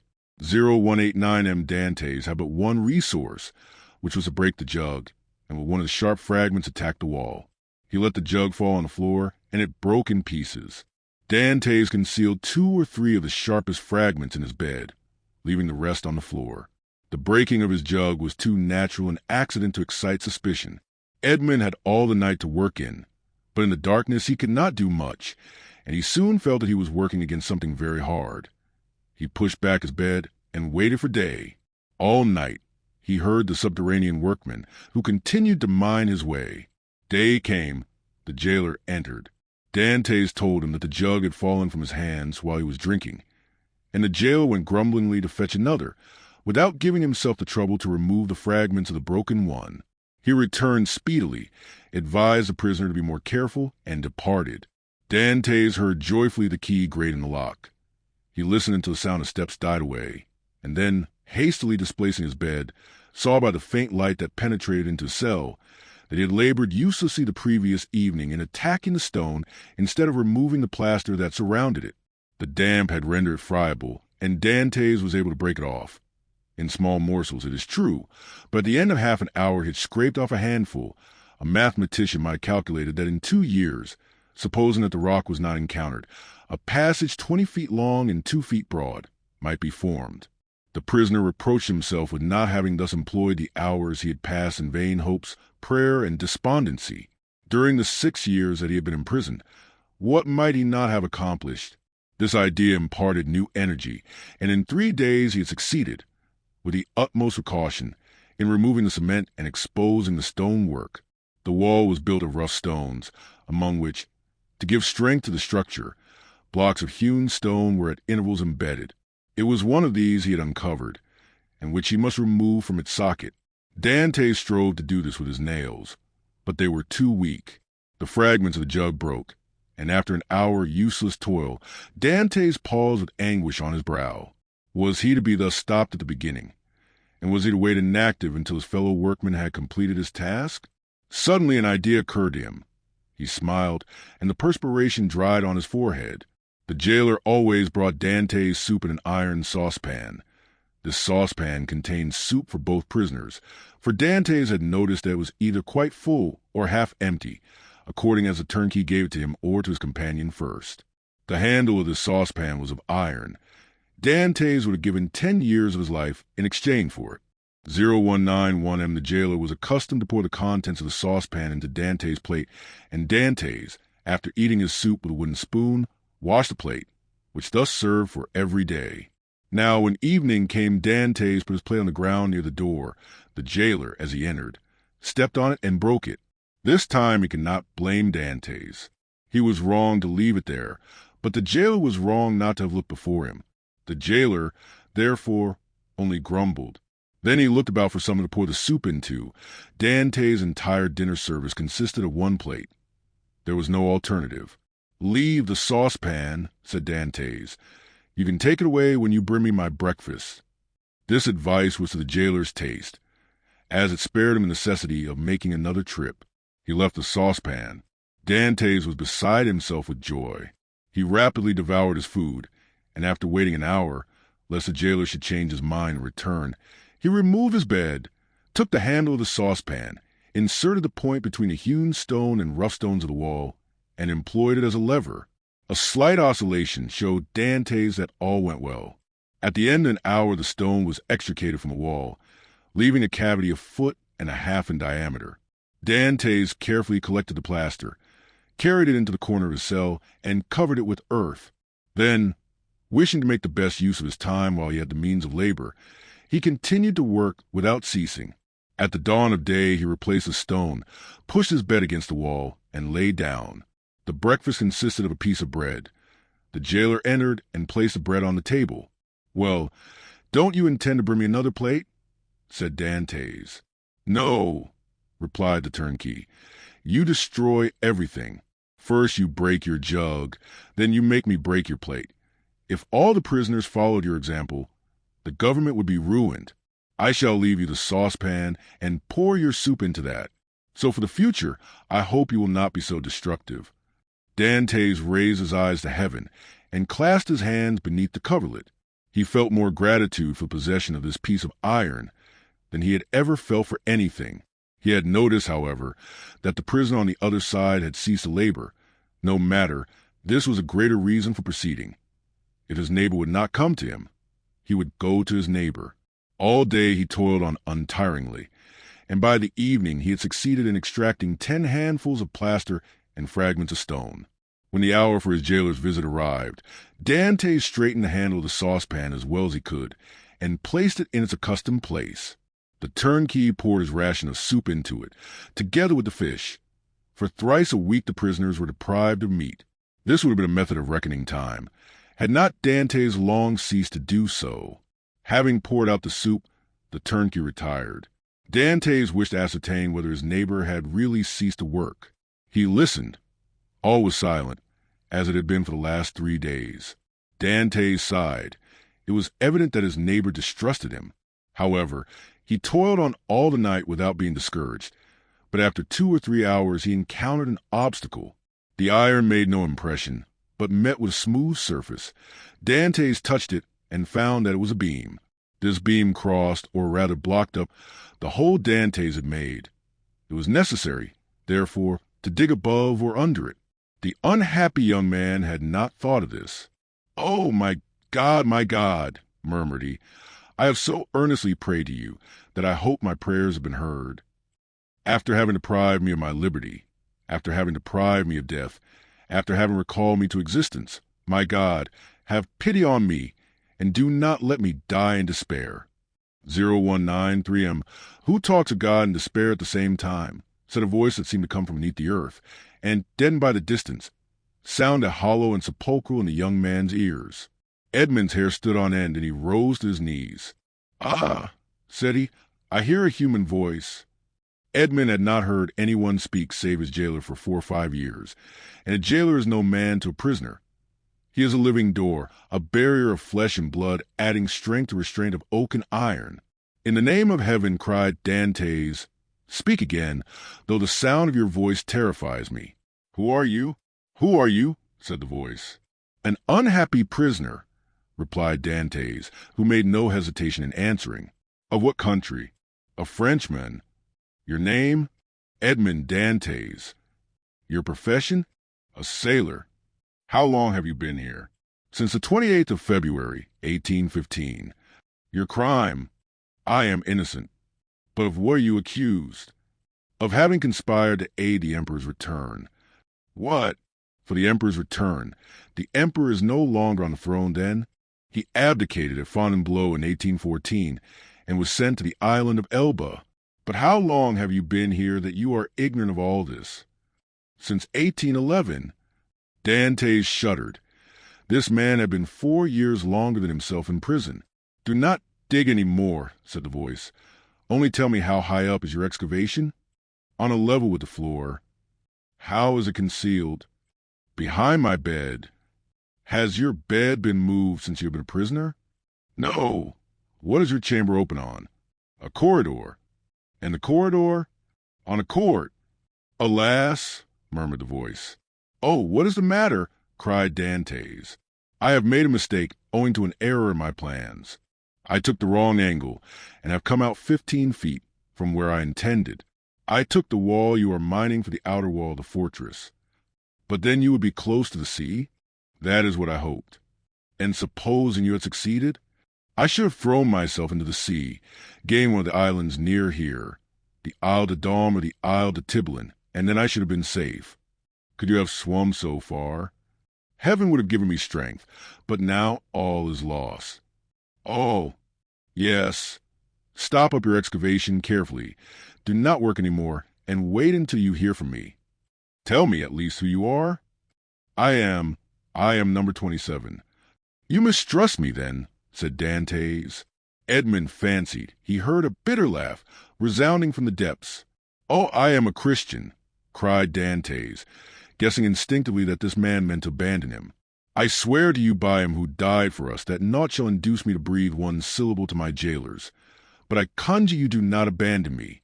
If you do, I swear to you, for I have got to the end of my strength, that I will dash my brains out against the wall, and you will have my death to reproach yourself with." "How old are you?" "Your voice is that of a young man." "I do not know my age, for I have not counted the years I have been here. All I do know is that I was just 19 when I was arrested the 28th of February, 1815. "Not quite 26, murmured the voice. "At that age he cannot be a traitor." "Oh, no, no," cried Dantès. "I swear to you again, rather than betray you, I would allow myself to be hacked in pieces. You have done well to speak to me and ask for my assistance, for I was about to form another plan and leave you, but your age reassures me. I will not forget you. Wait. How long? I must calculate our chances. I will give you the signal. But you will not leave me. You will come to me, or you will let me come to you. We will escape, and if we cannot escape, we will talk, you of those whom you love, and I of those whom I love. You must love somebody. No, I am alone in the world. Then you will love me. If you are young, I will be your comrade. If you are old, I will be your son. I have a father who is 70 if he yet lives. I only love him and a young girl called Mercedes. My father has not yet forgotten me, I am sure, but God alone knows if she loves me still. I shall love you as I love my father." "It is well," returned the voice. "Tomorrow." These few words were uttered with an accent that left no doubt of his sincerity. Dantès rose, dispersed the fragments with the same precaution as before, and pushed his bed back against the wall. He then gave himself up to his happiness. He would no longer be alone. He was, perhaps, about to regain his liberty. At the worst, he would have companion, and captivity that is shared is but half captivity. Plaints made in common are almost prayers, and prayers where 2 or 3 are gathered together invoke the mercy of heaven. All day Dantès walked up and down his cell. He sat down occasionally on his bed, pressing his hand on his heart. At the slightest noise he bounded towards the door. Once or twice the thought crossed his mind that he might be separated from this unknown, whom he loved already, and then his mind was made up. When the jailer moved his bed and stooped to examine the opening, he would kill him with his water jug. He would be condemned to die, but he was about to die of grief and despair when this miraculous noise recalled him to life. The jailer came in the evening. Dantès was on his bed. It seemed to him that thus he better guarded the unfinished opening. Doubtless there was a strange expression in his eyes, for the jailer said, "Come, are you going mad again?" Dantès did not answer. He feared that the emotion of his voice would betray him. The jailer went away, shaking his head. Night came. Dantès hoped that his neighbor would profit by the silence to address him, but he was mistaken. The next morning, however, just as he removed his bed from the wall, he heard 3 knocks. He threw himself on his knees. "Is it you?" said he. "I am here." Is your jailer gone? Yes, said Dantès. He will not return until the evening, so that we have 12 hours before us. I can work, then, said the voice. Oh, yes, this instant, I entreat you. In a moment, that part of the floor on which Dantès was resting his two hands, as he knelt with his head in the opening, suddenly gave way. He drew back smartly, while a mass of stones and earth disappeared in a hole that opened beneath the aperture he himself had formed. Then from the bottom of this passage, the depth of which it was impossible to measure, he saw appear, first the head, then the shoulders, and lastly the body of a man, who sprang lightly into his cell. 0197M. Chapter 16. A learned Italian seizing in his arms the friend so long and ardently desired, Dantès almost carried him toward the window, in order to obtain a better view of his features by the aid of the imperfect light that struggled through the grating. He was a man of small stature, with hair blanched rather by suffering and sorrow than by age. He had a deep-set, penetrating eye, almost buried beneath the thick gray eyebrow, and a long and still black beard reaching down to his breast. His thin face, deeply furrowed by care, and the bold outline of his strongly marked features, betokened a man more accustomed to exercise his mental faculties than his physical strength. Large drops of perspiration were now standing on his brow, while the garments that hung about him were so ragged that one could only guess at the pattern upon which they had originally been fashioned. The stranger might have numbered 60 or 65 years, but a certain briskness and appearance of vigor in his movements made it probable that he was aged more from captivity than the course of time. He received the enthusiastic greeting of his young acquaintance with evident pleasure, as though his chilled affections were rekindled and invigorated by his contact with one so warm and ardent. He thanked him with grateful cordiality for his kindly welcome, although he must at that moment have been suffering bitterly to find another dungeon where he had fondly reckoned on discovering a means of regaining his liberty. "Let us first see," said he, "whether it is possible to remove the traces of my entrance here. Our future tranquillity depends upon our jailers being entirely ignorant of it." Advancing to the opening, he stooped and raised the stone easily in spite of its weight. Then, fitting it into its place, he said, "You removed this stone very carelessly, but I suppose you had no tools to aid you." "Why," exclaimed Dantès with astonishment, "do you possess any?" "I made myself some, and with the exception of file, I have all that are necessary, a chisel, pincers, and lever. 0201M. Oh, how I should like to see these products of your industry and patience. Well, in the first place, here is my chisel." So saying, he displayed a sharp, strong blade, with a handle made of beechwood. "And with what did you contrive to make that?" inquired Dantès. "With one of the clamps of my bedstead. And this very tool has sufficed to hollow out the road by which I came hither, a distance of about 50 feet. 50 feet, responded Dantès, almost terrified. "Do not speak so loud, young man, don't speak so loud. It frequently occurs in a state prison like this, that persons are stationed outside the doors of the cells purposely to overhear the conversation of the prisoners. But they believe I am shut up alone here. That makes no difference. And you say that you dug your way a distance of 50 feet to get here?" "I do.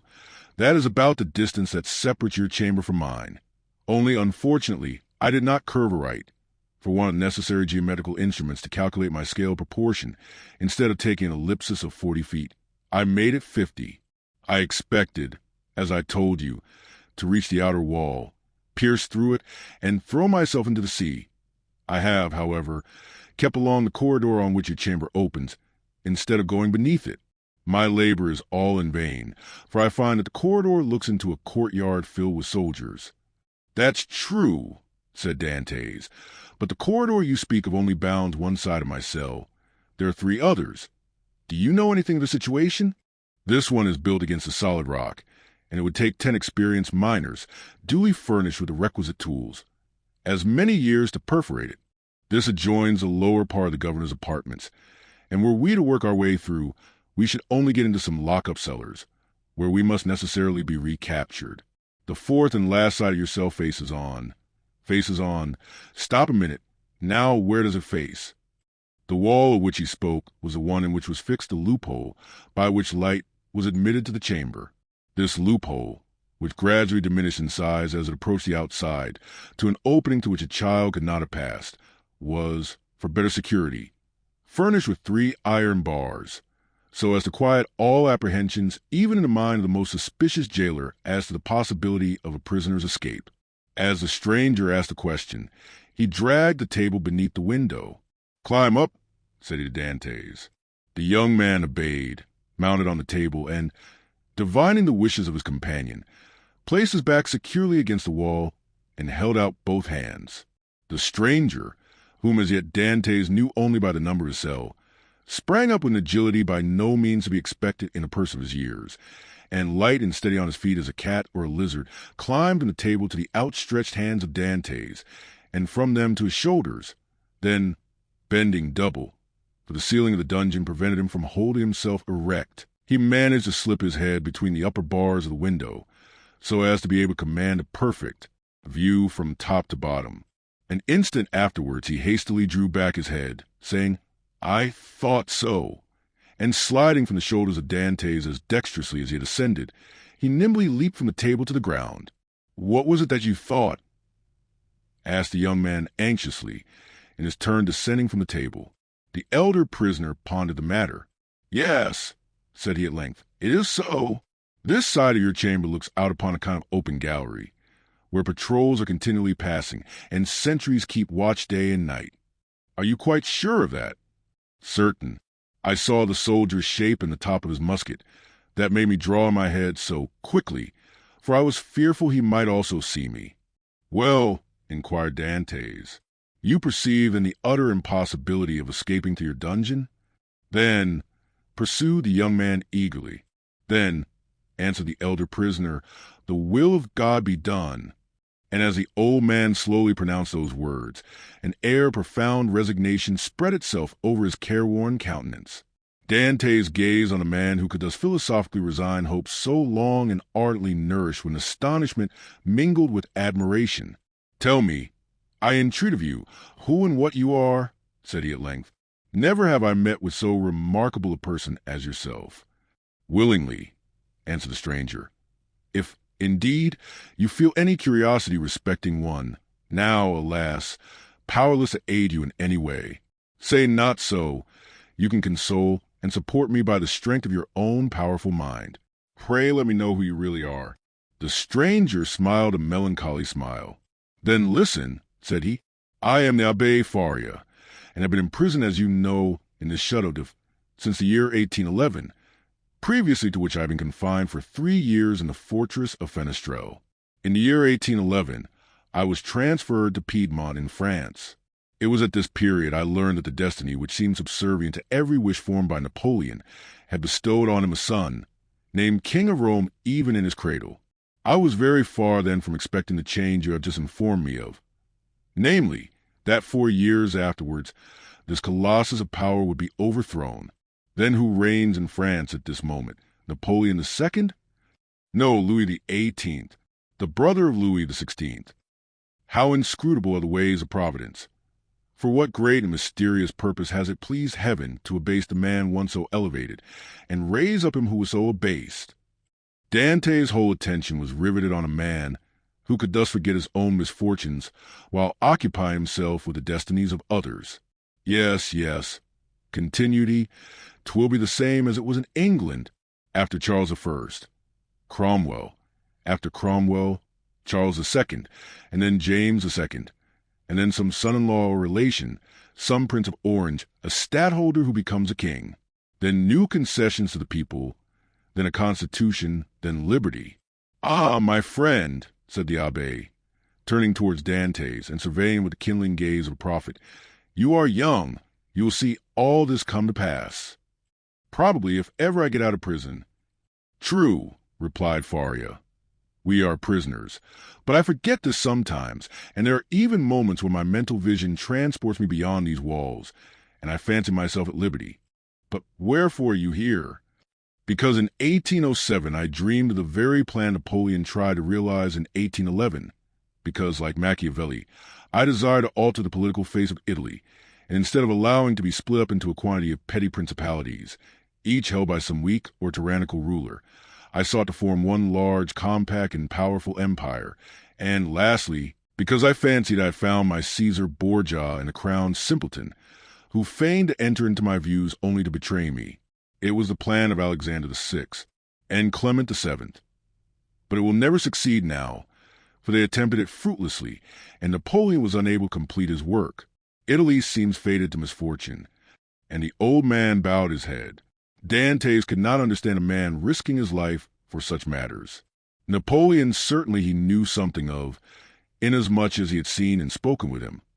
But of Clement VII and Alexander VI, he knew nothing. "Are you not," he asked, "the priest who here in the chateau is generally thought to be ill?" "Mad, you mean, don't you?" "I did not like to say so," answered Dantès, smiling.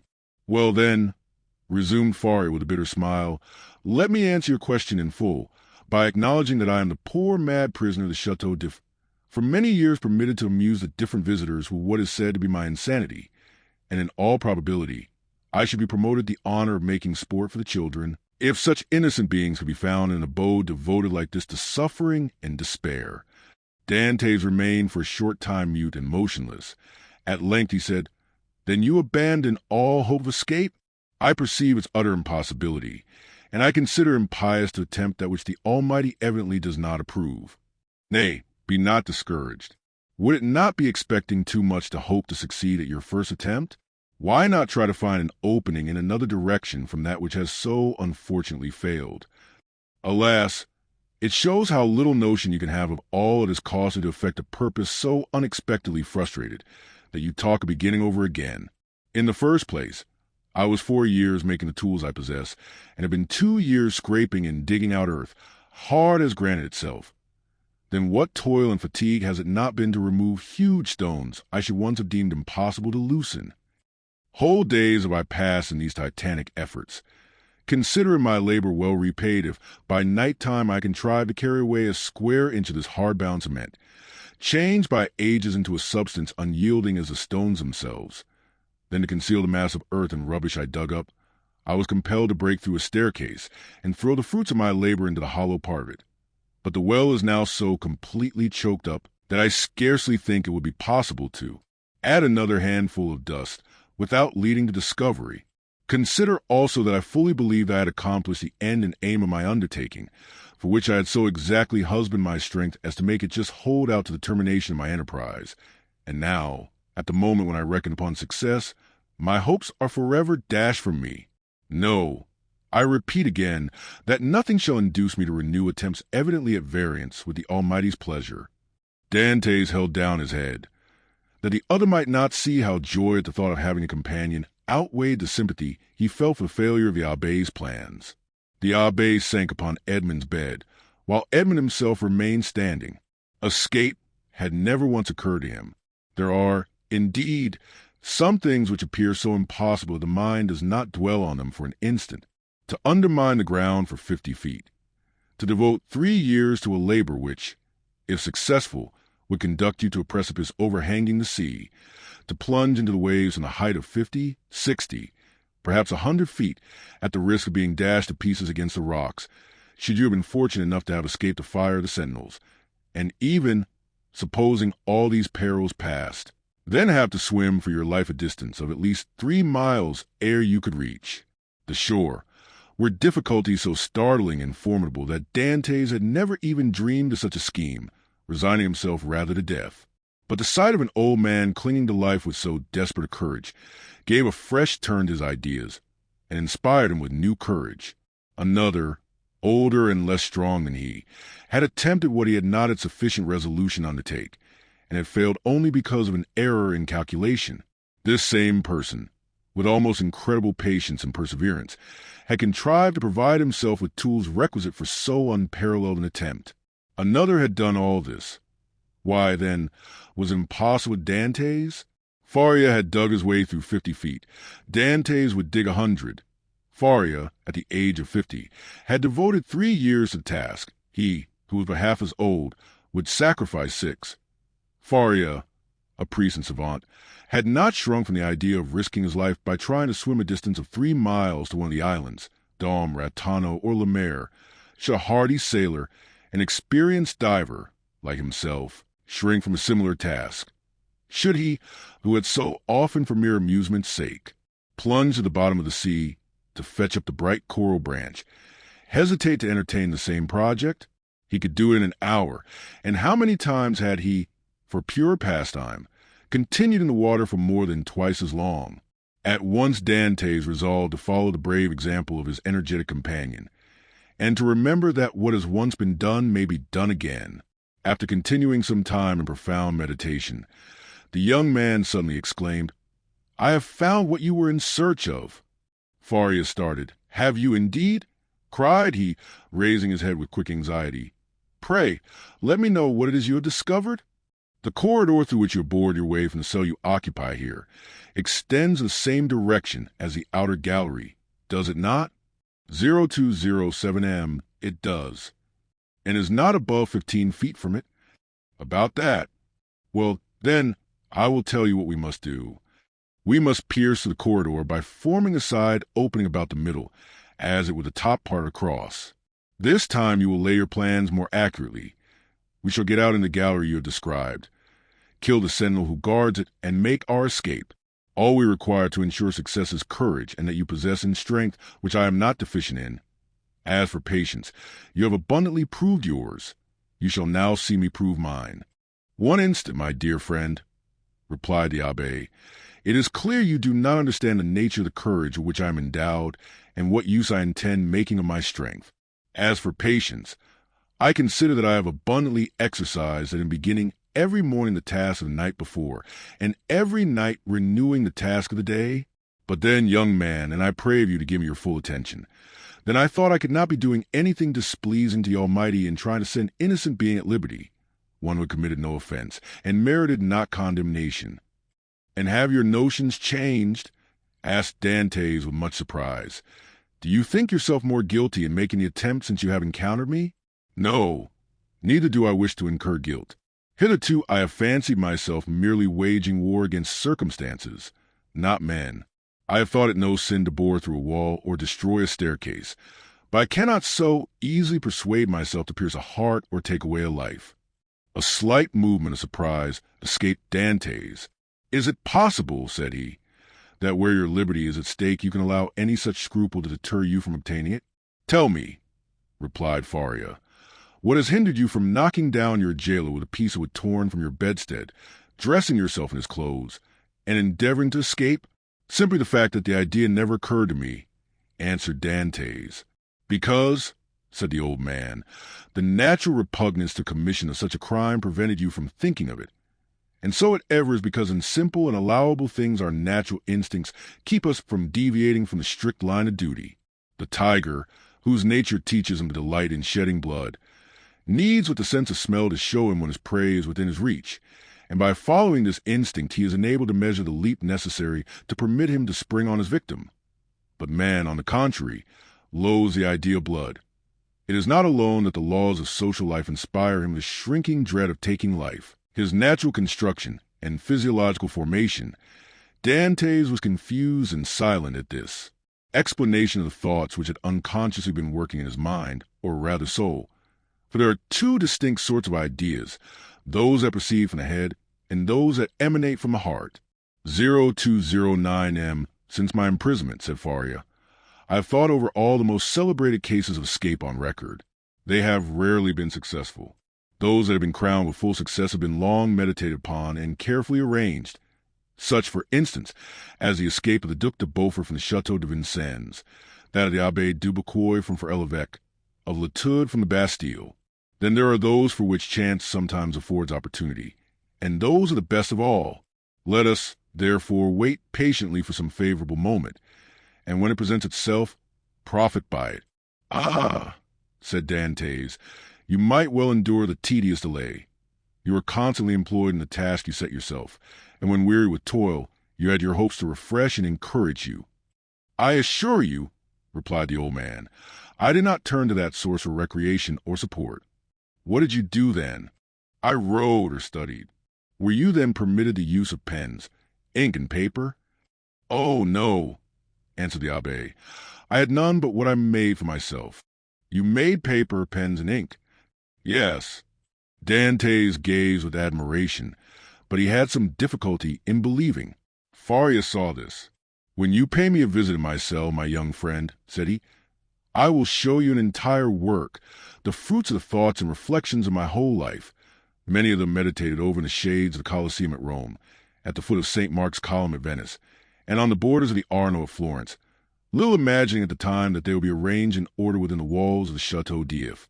The work I speak of is called a treatise on the possibility of a general monarchy in Italy, and will make one large quarto volume. And on what have you written all this?" "On 2 of my shirts.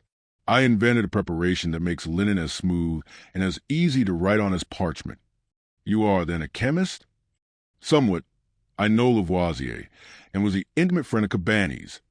But for such a work you must have needed books. Had you any?" "I had nearly 5,000 volumes in my library at Rome. But after reading them over many times, I found out that with 150 well-chosen books a man possesses, if not a complete summary of all human knowledge, at least all that a man need really know. I devoted 3 years of my life to reading and studying these 150 volumes, till I knew them nearly by heart. So that since I've been in prison, a very slight effort of memory has enabled me to recall their contents as readily as though the pages were open before me. I could recite you the whole of Thucydides, Xenophon, Plutarch, Titus Livius, Tacitus, Strata, Jornans, Dante, Montaigne, Shakespeare, Spinoza, Machiavelli, and Bossuet. I name only the most important. You are, doubtless, acquainted with a variety of languages, so as to have been able to read all these?" "Yes, I speak 5 of the modern tongues, that is to say, German, French, Italian, English, and Spanish. By the aid of ancient Greek, I learned modern Greek. I don't speak it so well as I could wish, but I am still trying to improve myself." "Improve yourself?" repeated Dantès. "Why, how can you manage to do so?" "Why, I made a vocabulary of the words I knew, turned, returned, and arranged them, so as to enable me to express my thoughts through their medium. I know nearly 1,000 words, which is all that is absolutely necessary, although I believe there are nearly 100,000 in the dictionaries. I cannot hope to be very fluent, but I certainly should have no difficulty in explaining my wants and wishes, and that would be quite as much as I should ever require." Stronger grew the wonder of Dantès, who almost fancied he had to do with one gifted with supernatural powers. Still hoping to find some imperfection which might bring him down to a level with human beings, he added, "Then if you were not furnished with pens, how did you manage to write the work you speak of?" "I made myself some excellent ones, which would be universally preferred to all others if once known. You are aware what huge whitings are served to us on maigre days. Well, I selected the cartilages of the heads of these fishes, and you can scarcely imagine the delight with which I welcome the arrival of each Wednesday, Friday, and Saturday, as affording me the means of increasing my stock of pens. For I will freely confess that my historical labors have been my greatest solace and relief. While retracing the past, I forget the present, and traversing it with a path of history, I cease to remember that I am myself a prisoner." "But the ink," said Dantès. "Of what did you make your ink?" "There was formerly a fireplace in my dungeon," replied Faria, "but it was closed up long ere I became an occupant of this prison. Still, it must have been many years in use, for it was thickly covered with a coating of soot. This soot I dissolved in a portion of the wine brought to me every Sunday, and I assure you a better ink cannot be desired. For very important notes, for which closer attention is required, I pricked one of my fingers and wrote with my own blood. And when asked Dantès, 'May I see all this?' 'Whenever you please,' replied the abbé. 'Oh, then let me directly,' exclaimed the young man. 'Follow me, then,' said the abbé, as he re-entered the subterranean passage, in which he soon disappeared, followed by Dantès. Chapter 17. The abbé's chamber, after having passed with tolerable ease through the subterranean passage, which, however, did not admit of their holding themselves erect, the 2 friends reached the further end of the corridor, into which the abbé's cell opened. From that point the passage became much narrower, and barely permitted one to creep through on hands and knees.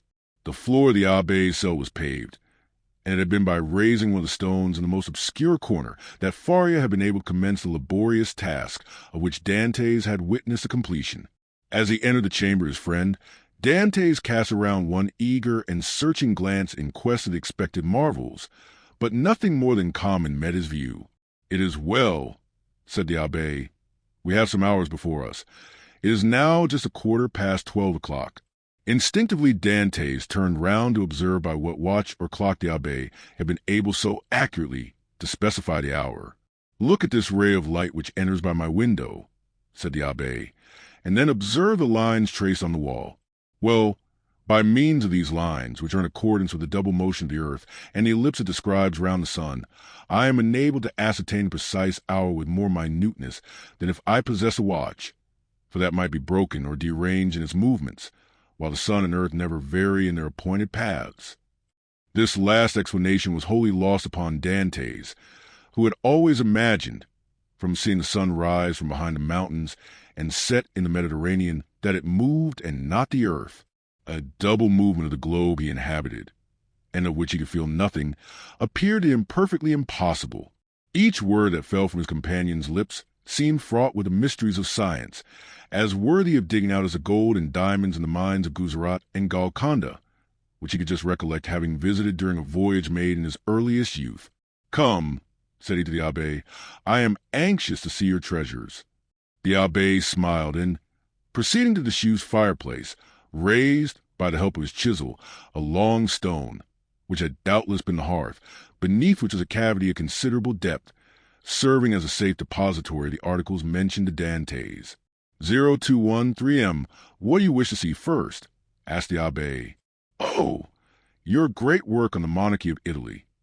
Faria then drew forth from his hiding-place 3 or 4 rolls of linen, laid one over the other, like folds of papyrus.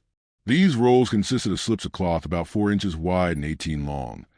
They were all carefully numbered and closely covered with writing, so legible that Dantès could easily read it, as well as make out the sense, it being Italian, a language he, as a Provençal, perfectly understood. "There," said he, "there is the work complete. I wrote the word finest at the end of the 68th strip about a week ago. I have torn up 2 of my shirts, and as many handkerchiefs as I was master of, to complete the precious pages. Should I ever get out of prison, and find in all Italy a printer courageous enough to publish what I composed, my literary reputation is forever secured." "I see," answered Dantès. "Now let me behold the curious pens with which you have written your work." "Look," said Faria, showing to the young man a slender stick about 6 inches long, and much resembling the size of the handle of a fine painting brush, to the end of which was tied, by a piece of thread, one of those cartilages of which the abbé had before spoken to Dantès. It was pointed and divided at the nib like an ordinary pen. Dantès examined it with intense admiration, then looked around to see the instrument with which it had been shaped so correctly into form. "Ah, yes," said Faria, "the penknife, that's my masterpiece. I made it, as well as this larger knife, out of an old iron candlestick. The penknife was sharp and keen as a razor. As for the other knife, it would serve a double purpose, and with it one could cut and thrust." Dantès examined the various articles shown to him with the same attention that he had bestowed on the curiosities and strange tools exhibited in the shops at Marseilles as the works of the savages in the South Seas, from whence they had been brought by the different trading vessels. "As for the ink," said Faria, "I told you how I managed to obtain that, and I only just make it from time to time, as I require it." "One thing still puzzles me," observed Dantès, "and that is how you managed to do all this by daylight." "I worked at night also," replied Faria. "Night? Why, for heaven's sake, are your eyes like cats, that you can see to work in the dark?" "Indeed they are not. But God has supplied man with the intelligence that enables him to overcome the limitations of natural conditions. I furnished myself with a light." "You did? Pray tell me how." "I separated the fat from the meat served to me, melted it, and so made oil. Here is my lamp." So saying, the abbé exhibited a sort of torch very similar to those used in public illuminations. "But how do you procure a light?" "Oh, here are 2 flints and a piece of burnt linen. And matches." I pretended that I had a disorder of the skin, and asked for a little sulphur, which was readily supplied. Dantès laid the different things he had been looking at on the table, and stood with his head drooping on his breast, as though overwhelmed by the perseverance and strength of Faria's mind. 0215M. You have not seen all yet, continued Faria, for I did not think it wise to trust all my treasures in the same hiding place. Let us shut this one up. They put the stone back in its place. The abbé sprinkled a little dust over it to conceal the traces of its having been removed, rubbed his foot well on it to make it assume the same appearance as the other, and then, going toward his bed, he removed it from the spot it stood in. Behind the head of the bed, and concealed by a stone fitting in so closely as to defy all suspicion, was a hollow space, and in this space a ladder cords between 25 and 30 feet in length. Dantès closely and eagerly examined it. He found it firm, solid, and compact enough to bear any weight. Who supplied you with the materials for making this wonderful work? I tore up several of my shirts and ripped out the seams and sheets of my bed during my 3 years' imprisonment at Fenestrel. And when I was removed to the Chateau d'If, I managed to bring the Revellings with me, so that I have been able to finish my work here. And was it not discovered that your sheets were unhemmed? Oh, no. For when I had taken out the thread I required, I hemmed the edges over again. With what? With this needle, said the abbé, as, opening his ragged vestments, he showed Dantès a long, sharp fishbone, with a small perforated eye for the thread, a small portion of which still remained in it. I once thought, continued Faria, of removing these iron bars, and letting myself down from the window, which, as you see, is somewhat wider than yours, although I should have enlarged it still more preparatory to my flight. However, I discovered that I should merely have dropped into a sort of inner court, and I therefore announced the project altogether as too full of risk and danger. Nevertheless, I carefully preserved my ladder against one of those unforeseen opportunities of which I spoke just now, and which sudden chance frequently brings about. While affecting to be deeply engaged in examining the ladder, the mind of Dantès was, in fact, busily occupied by the idea that a person so intelligent, ingenious, and clear-sighted as the abbé might probably be able to solve the dark mystery of his own misfortunes, where he himself could see nothing. "What are you thinking of?" asked the abbé smilingly, imputing the deep abstraction in which his visitor was plunged to the excesses of awe and wonder. "I was reflecting, in the first place," replied Dantès, "upon the enormous degree of intelligence and ability you must have employed to reach the high perfection to which you have attained. What would you not have accomplished if you had been free? Possibly nothing at all. The overflow of my brain would probably, in a state of freedom, have evaporated in 1,000 follies. Misfortune is needed to bring to light the treasures of the human intellect. Compression is needed to explode gunpowder. Captivity has brought my mental faculties to focus, and you are well aware that from the collision of clouds electricity is produced, from electricity, lightning, from lightning, illumination." "No," replied Dantès, "I know nothing. Some of your words are to me quite empty of meaning. You must be blessed indeed to possess the knowledge you have." The abbé smiled. "Well," said he, "but you had another subject for your thoughts. Did you not say so just now?" "I did." "You have told me as yet but one of them. Let me hear the other." "It was this, that while you had related to me all the particulars of your past life, you were perfectly unacquainted with mine. Your life, my young friend, has not been of sufficient length to admit of your having passed through any very important events. It has been long enough to inflict on me a great and undeserved misfortune. I would fain fix the source of it on man, that I may no longer vent reproaches upon heaven." "Then you profess ignorance of the crime with which you are charged?" "I do, indeed, and this I swear by the two beings most dear to me upon earth, my father and Mercédès." "Come," said the abbé, closing his hiding-place, and pushing the bed back to its original situation, "let me hear your story."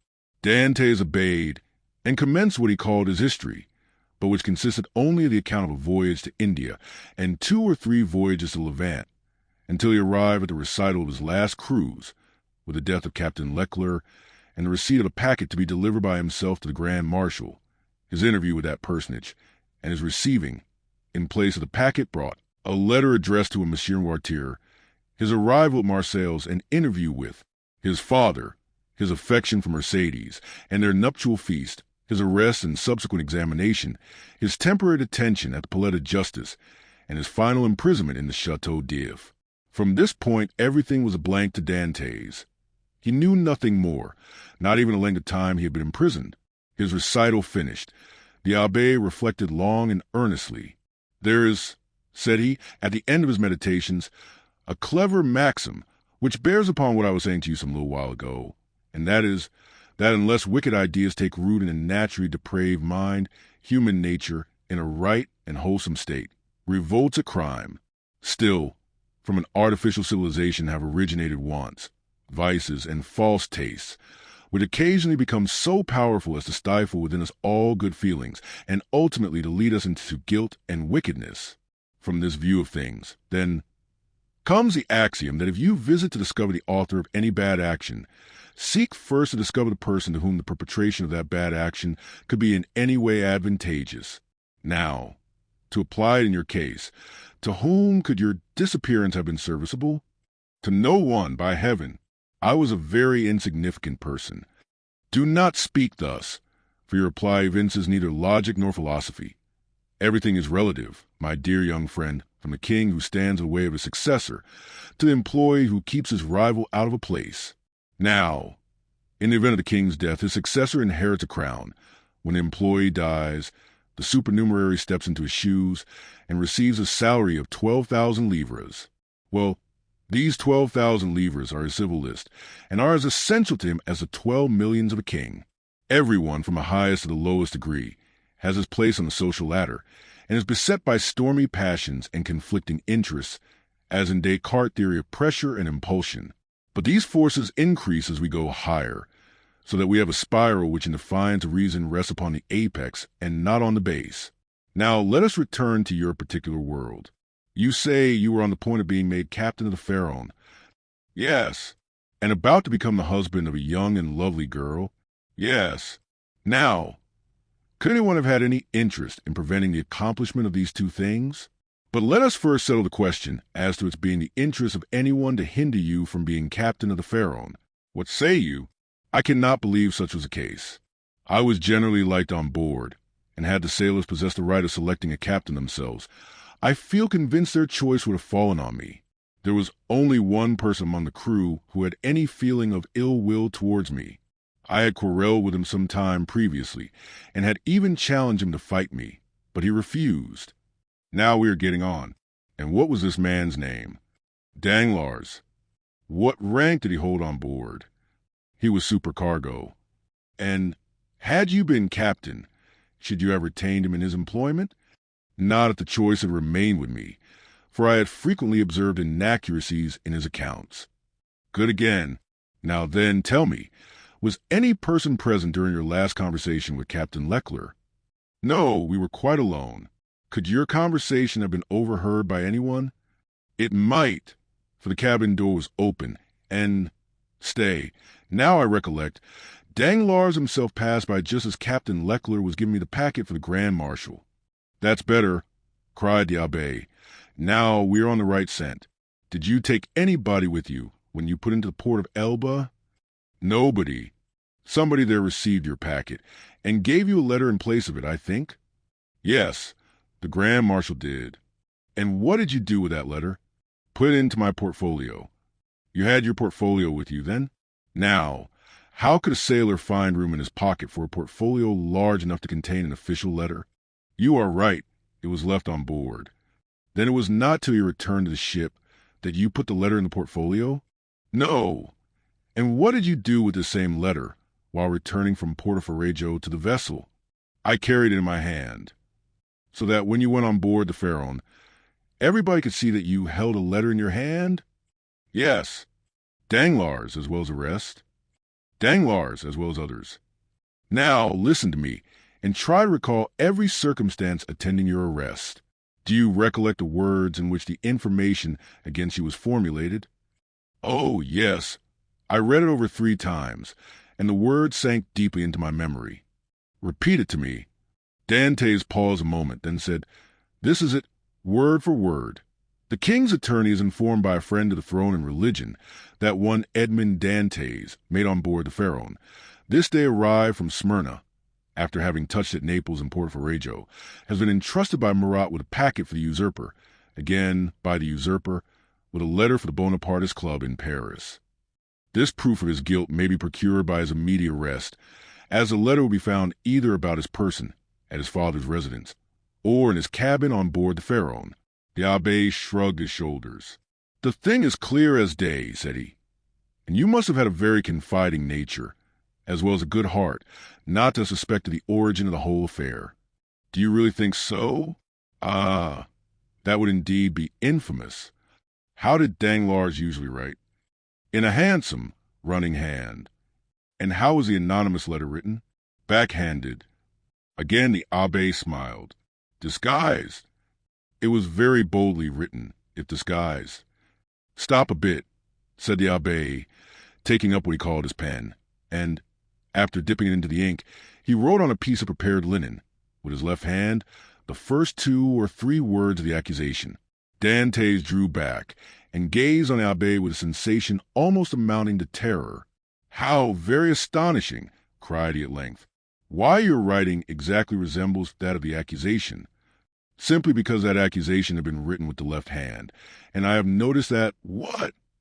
"That while the writing of different persons done with the right hand varies, that performed with the left hand is invariably uniform. You have evidently seen and observed everything. Let us proceed." "Oh, yes, yes." "Now, as regards the second question. I am listening. Was there any person whose interest it was to prevent your marriage with Mercédès?" "Yes, a young man who loved her, and his name was Fernand. That is a Spanish name, I think. He was a Catalan. You imagine him capable of writing the letter?" "Oh, no. He would more likely got rid of me by sticking a knife into me. That is in strict accordance with the Spanish character. An assassination they will unhesitatingly commit, but an act of cowardice, never." "Besides," said Dantès, "the various circumstances mentioned in the letter were wholly unknown to him." "You had never spoken of them yourself to anyone?" "To no one." "Not even to your mistress?" "No, not even to my betrothed." "Then it is Danglars." "I feel quite sure of it now." "Wait a little. Pray, was Danglars acquainted with Fernand?" "No. Yes, he was—" "Now I recollect." "What?" "To have seen them both sitting at table together, under an arbor, at Père Pamphil's the evening before the day fixed for my wedding. They were in earnest conversation. Danglars was joking in a friendly way, but Fernand looked pale and agitated." "Were they alone?" "There was a third person with them whom I knew perfectly well, and who had, in all probability, made their acquaintance. He was a tailor named Cataris, but he was very drunk." Stay! How strange that it should not have occurred to me before. Now I remember quite well that on the table round which they were sitting were pens, ink, and paper." "Oh, the heartless, treacherous scoundrels!" exclaimed Dantès, pressing his hand to his throbbing brows. "Is there anything else I can assist you in discovering, besides the villainy of your friends?" inquired the abbé with a laugh. Yes," replied Dantès eagerly. "I would beg of you, who see so completely to the depths of things, and to whom the greatest mystery seems but an easy riddle, to explain to me how it was that I underwent no second examination, was never brought to trial, and, above all, was condemned without ever having had sentence passed on me?" "That is altogether a different and more serious matter," responded the abbé. "The ways of justice are frequently too dark and mysterious to be easily penetrated. All we have hitherto done in the matter has been child's play. If you wish me to enter upon the more difficult part of the business, you must assist me by the most minute information on every point. Pray ask me whatever questions you please, for in good truth you see more clearly into my life than I do myself. In the first place, then, who examined you, the king's attorney, his deputy, or a magistrate?" "The deputy." "Was he young or old?" "About 6 or 27 years of age, I should say." "So," answered the abbé, "old enough to be ambitious, but too young to be corrupt. And how did he treat you?" "With more of mildness and severity." "Did you tell him your whole story?" "I did." "And did his conduct change at all in the course of your examination?" "He did appear much disturbed when he read the letter that had brought me into this scrape. He seemed quite overcome by my misfortune." "By your misfortune?" "Yes." "Then you feel quite sure that it was your misfortune he deplored?" He gave me one great proof of his sympathy, at any rate, and that he burnt the sole evidence that could at all have criminated me. What? The accusation? No, the letter. Are you sure? I saw it done. That alters the case. This man might, after all, be a greater scoundrel than you have thought possible. Upon my word, said Dantès, you make me shudder. Is the world filled with tigers and crocodiles? Yes, and remember that two-legged tigers and crocodiles are more dangerous than the others. Never mind, let's go on. With all my heart. You tell me he burned the letter? He did, saying at the same time, you see I thus destroy the only proof existing against you. This action is somewhat too sublime to be natural. You think so? I am sure of it. To whom was this letter addressed? To M. Noirtier, Rue Coq-Héron, No. 13, Paris. Now can you conceive of any interest that your heroic deputy could possibly have had in the destruction of that letter? Why, it is not altogether impossible he might have had, for he made me promise several times never to speak of that letter to anyone, assuring me he so advised me for my own interest, and more than this, he insisted on my taking a solemn oath never to utter the name mentioned in the address.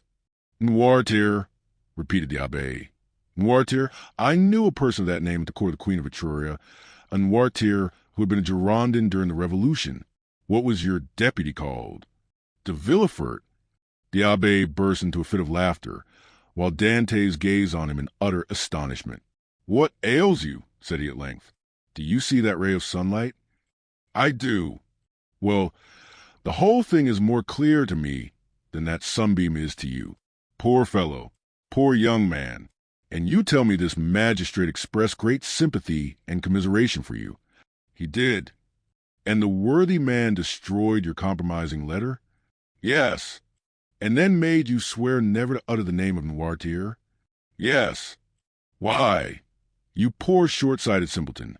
Can you not guess who this Noirtier was, whose very name he was so careful to keep concealed? This Noirtier was his father. Had a thunderbolt fallen at the feet of Dantès, or held open its yawning gulf before him, it could not have been more completely transfixed with horror than he was at the sound of these unexpected words. Starting up, he clasped his hands around his head as though to prevent his very brain from bursting, and exclaimed, His father! His father! Yes, his father, replied the abbé. His right name was Noirtier de Villefort. At this instant a bright light shot through the mind of Dantès, and cleared up all that had been dark and obscure before. The change that had come over Villefort during the examination, the destruction of the letter, the exacted promise, the almost supplicating tones of the magistrate, who seemed rather to implore mercy than pronounce punishment, all returned with a stunning force to his memory. He cried out and staggered against the wall like a drunken man. Then he hurried to the opening that led from the abbé's cell to his own, and said, I must be alone to think over all this. When he regained his dungeon, he threw himself on his bed, where the turnkey found in the evening visit, sitting with fixed gaze and contracted features, dumb and motionless as a statue. During these hours of profound meditation, which to him had seemed only minutes, he had formed a fearful resolution, and bound himself to its fulfillment by a solemn oath. Dantès was at length roused from his reverie by the voice of Faria, who, having also been visited by his jailer, had come to invite his fellow sufferer to share his supper. The reputation of being out of his mind, though harmlessly and even amusingly so, had procured for the abbé unusual privileges. He was supplied with bread of finer, whiter quality than the usual prison fare, and even regaled each Sunday with small quantity of wine. Now this was a Sunday, and the abbé had come to ask his young companion to share the luxuries with him. Dantès followed him. His features were no longer contracted, and now wore their usual expression, but there was that in his whole appearance that bespoke one who had come to a fixed and desperate resolve. Faria bent on him his penetrating eye. I regret now, said he, having helped you in your late inquiries, or having given you the information I did. Why so? Inquired Dantès. Because it has instilled a new passion in your heart, that of vengeance. Dantès smiled. Let's talk of something else, said he. Again the abbé looked at him, then mournfully shook his head. But in accordance with Dantès' request, he began to speak of other matters. The elder prisoner was one of those persons whose conversation, like that of all who have experienced many trials, contained many useful and important hints as well as sound information, but it was never egotistical, for the unfortunate man never alluded to his own sorrows. Dantès listened with admiring attention to all he said. Some of his remarks corresponded with what he already knew, or applied to the sort of knowledge his nautical life had enabled him to acquire. A part of the good abbé's words, however, were wholly incomprehensible to him. But, like the aurora which guides a navigator in northern latitudes, opened new vistas to the inquiring mind of the listener, and gave fantastic glimpses of new horizons, enabling him justly to estimate the delight an intellectual mind would have in following one so richly gifted as Faria along the heights of truth, where he was so much at home. "You must teach me a small part of what you know," said Dantès, "if only to prevent your growing weary of me. I can well believe that so learned a person as yourself would prefer absolute solitude to being tormented with the company of one as ignorant and uninformed as myself. If you will only agree to my request, I promise you never to mention another word about escaping." The abbé smiled. "Alas, my boy," said he, "human knowledge is confined within very narrow limits, and when I have taught you mathematics, physics, history, and the 3 or 4 modern languages with which I am acquainted, you will know as much as I do myself. Now, it will scarcely require 2 years for me to communicate to you the stock of learning I possess." "2 years!" exclaimed Dantès. "Do you really believe I can acquire all these things in so short a time?" "Not their application, certainly, but their principles you may. To learn is not to know. There are the learners and the learned. Memory makes the one, philosophy the other. But cannot one learn philosophy? Philosophy cannot be taught. It is the application of sciences to truth. It is like the golden cloud in which the Messiah went up into heaven." "Well then," said Dantès, "what shall you teach me first?" "I am in a hurry to begin. I want to learn." "Everything," said the abbé. And that very evening the prisoner sketched a plan of education, to be entered upon the following day. Dantès possessed a prodigious memory, combined with astonishing quickness and readiness of conception. The mathematical turn of his mind rendered him apt at all kinds of calculation, while his naturally poetical feelings threw a light and pleasing veil over the dry reality of arithmetical computation or the rigid severity of geometry. He already knew Italian, and had also picked up a little of the Romaic dialect during voyages to the East, and by the aid of these 2 languages he easily comprehended the construction of all the others, so that at the end of 6 months he began to speak Spanish, English, and German, in strict accordance with the promise made to the abbé. Dantès spoke no more of escape. Perhaps the delight his studies afforded him left no room for such thoughts. Perhaps the recollection that he had pledged his word, on which his sense of honor was keen, kept him from referring in any way to the possibilities of flight. Days, even months, passed by unheeded in one rapid and instructive course. At the end of a year, Dantès was a new man. Dantès observed, however, that Faria, in spite of the relief his society afforded, daily grew sadder. One thought seemed incessantly to harass and distract his mind. Sometimes he would fall into long reveries, sigh heavily and involuntarily, then suddenly rise and, with folded arms, begin pacing confined space of his dungeon. One day he stopped all at once and exclaimed, "Ah, if there were no sentinel!" "There shall not be one a minute longer than you please," said Dantès, who had followed the working of his thoughts as accurately as though his brain were enclosed in crystal so clear as to display its minutest operations. "I have already told you," answered the abbé, "that I loathe the idea of shedding blood. And yet the murder, if you choose to call it so, would be simply a measure of self-preservation. No matter, I could never agree to it. Still, you have thought of it?" "Incessantly, alas!" cried the abbé. "And you have discovered a means of regaining our freedom, have you not?" asked Dantès eagerly. "I have. If it were only possible to place a deaf and blind sentinel in the gallery beyond us." "He shall be both blind and deaf," replied the young man, with an air of determination that made his companion shudder. "No, no," cried the abbé. "Impossible!" Dantès endeavored to renew the subject. The abbé shook his head in token of disapproval, and refused to make any further response. 3 months passed away. "Are you strong?" the abbé asked one day of Dantès. The young man, in reply, took up the chisel, bent it into the form of a horseshoe, and then as readily straightened it. "And will you engage not to do any harm to the sentry, except as a last resort?" "I promise on my honor." "Then," said the abbé, "we may hope to put our design into execution." "And how long shall we be in accomplishing the necessary work?" "At least a year." "And shall we begin at once?" "At once." "We have lost a year to no purpose," cried Dantès. "Do you consider the last 12 months to have been wasted?" asked the abbé. "Forgive me," cried Edmond, blushing deeply. "Tut, tut," answered the abbé. "Man is but man after all, and you are about the best specimen of the genus I have ever known. Come, let me show you my plan." The abbé then showed Dantès the sketch he had made for their escape. It consisted of a plan of his own cell and that of Dantès, with a passage which united them. In this passage he proposed to drive a level as they do in mines. This level would bring the two prisoners immediately beneath the gallery where the sentry kept watch.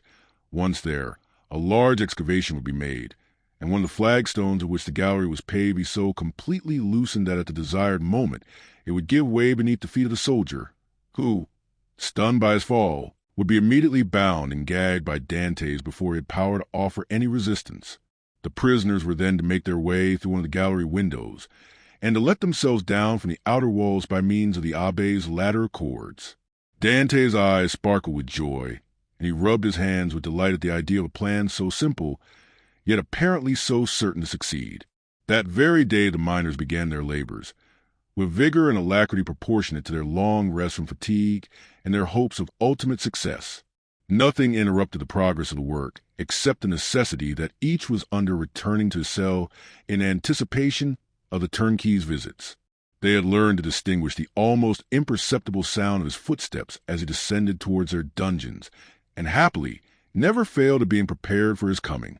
The fresh earth excavated during their present work, and which would have entirely blocked up the old passage, was thrown, by degrees and with the utmost precaution, out of the window in either Faria's or Dantès' cell, the rubbish being first pulverized so finely that the night wind carried it far away without permitting the smallest trace to remain. More than a year had been consumed in this undertaking, the only tools for which had been a chisel, a knife, and a wooden lever. Faria still continuing to instruct Dantès by conversing with him, sometimes in one language, sometimes in another, at others, relating to him the history of nations and great men who from time to time have risen to fame and trodden the path of glory. The abbé was a man of the world, and had, moreover, mixed in the first society of the day. He wore an air of melancholy dignity which Dantès, thanks to the imitative powers bestowed on him by nature, easily acquired, as well as that outward polish and politeness he had before been wanting in, and which is seldom possessed except by those who have been placed in constant intercourse with persons of high birth and breeding. At the end of 15 months the level was finished, and the excavation completed beneath the gallery, and the two workmen could distinctly hear the measured tread of the sentinel as he paced to and fro over their heads. Compelled, as they were, to await a night sufficiently dark to favor their flight, they were obliged to defer their final attempt till that auspicious moment should arrive. Their greatest dread now was lest the stone to which the sentry was doomed to fall should give way before its right time, and this they had in some measure provided against by propping it up with a small beam which they had discovered in the walls through which they had worked their way. Dantès was occupied in arranging this piece of wood when he heard Faria, who had remained in Edmond's cell for the purpose of cutting a peg to secure their rope ladder, called to him in a tone indicative of great suffering. Dantès hastened to his dungeon, where he found him standing in the middle of the room, pale as death, his forehead streaming with perspiration, and his hands clenched tightly together. "Gracious heavens!" exclaimed Dantès. "What is the matter? What has happened?" "Quick, quick!" returned the abbé. "Listen to what I have to say." Dantès looked in fear and wonder at the livid countenance of Faria, whose eyes, already dull and sunken, were surrounded by purple circles, while his lips were white as those of a corpse, and his very hair seemed to stand on end. "Tell me, I beseech you, what ails you?" cried Dantès, letting his chisel fall to the floor. "Alas," faltered out the abbé, "all is over with me.